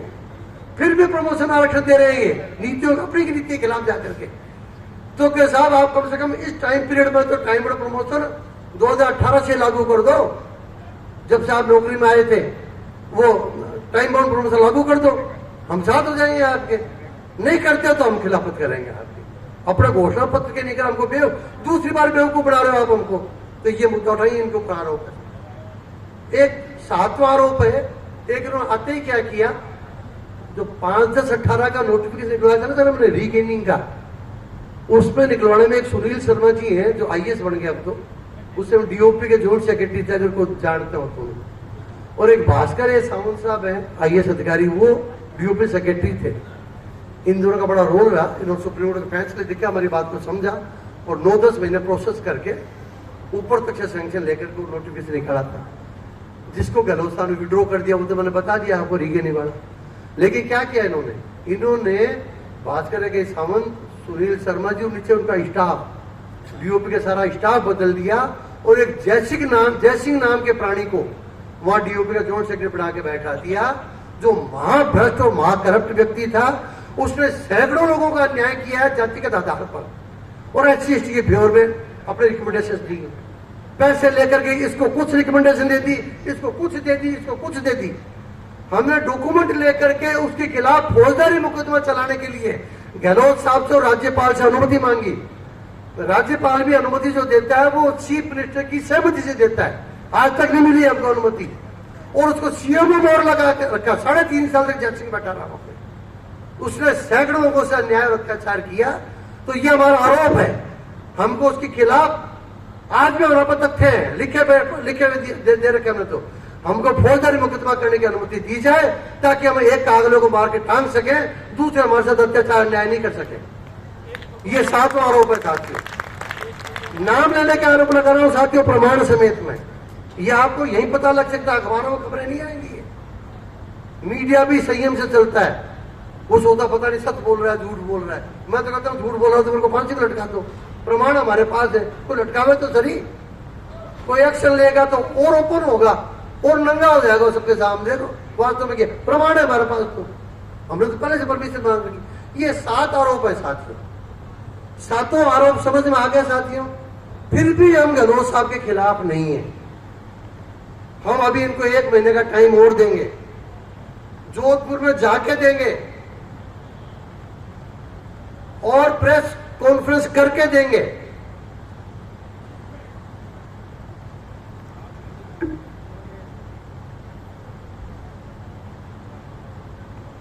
ये 8वां अलायंस ऑफ राहत कैंप। हम आरक्षण और एट्रोसिटी एक्ट से बाहर नहीं निकलते सर। ये राजनीति अलग है, बीजेपी भी करती है, कांग्रेस हमारे को कोई नहीं। माफी चाहूंगा मैं, वो आप जानो, जनता जानो। समता आंदोलन बिल्कुल फोकस्ड है जातिगत आरक्षण और एट्रोसिटी एक्ट। इस पे कौन क्या कर रहा है?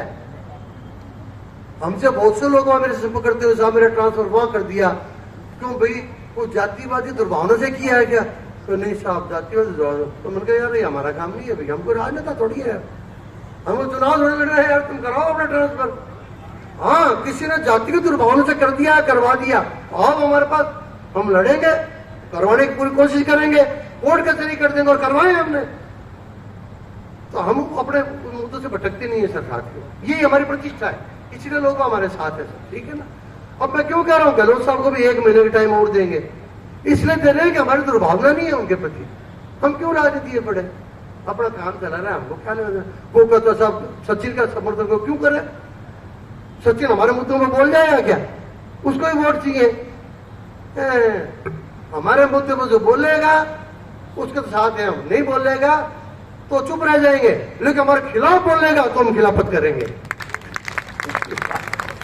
बिल्कुल कंसेप्ट क्लियर है साथियों, हम बिल्कुल मतलब कहीं राजनीति नहीं है, लेकिन जो बोलेंगे वो उसका रिजल्ट आएगा। प्रेस कॉन्फ्रेंस करके करेंगे सर। 7 मुद्दे आपको समझ में आ गए साथियों। तो अब मैं आपसे एक समर्थन चाहूंगा साथियों, वीडियो बना रहे हो क्या सर आप? तो एक आधा और कोई खड़ा था, योगेश इधर देखना, वीडियो बनाना। आप सबसे आग्रह है मेरा, इन 7 मुद्दों पर अगर आप मेरे साथ खड़े होकर के मेरे प्रस्ताव का समर्थन करें और हाथ ऊंचे उठाकर समर्थन करें तो ठीक है, मैं बोलूंगा अभी, उसके बाद समर्थन करना, ठीक है। समता आंदोलन की तरफ से जोधपुर में प्रेस कॉन्फ्रेंस करके, दोबारा बोलना शुरू कर रहा हूं, समता आंदोलन की तरफ से जोधपुर में प्रेस कॉन्फ्रेंस करके अशोक गहलोत साहब ने जो पिछले 4.5 साल में हमारे साथ जातिगत आधार पर भेदभाव किए हैं, जातियां किए हैं, अत्याचार किए हैं, अन्याय किया है, उनका आरोप पत्र जारी किया जाएगा जोधपुर में जाकर, और गहलोत साहब को 1 महीने का समय दिया जाएगा इस आरोप पत्र का निराकरण करने के लिए। अगर वो निराकरण नहीं कर पाए तो समता आंदोलन, गहलोत साहब कहीं से भी खड़े होंगे राजस्थान में, चाहे विधानसभा में चाहे लोकसभा में, उनको हराने की कार्रवाई करेगा। आप लोग सहमत हैं? आप लोग सहमत हैं? आप लोग सहमत हैं? समता आंदोलन जिंदाबाद, समता आंदोलन जिंदाबाद, समता आंदोलन जिंदाबाद। धन्यवाद साथियों, जय समता, जय भारत। बहुत बहुत आभार।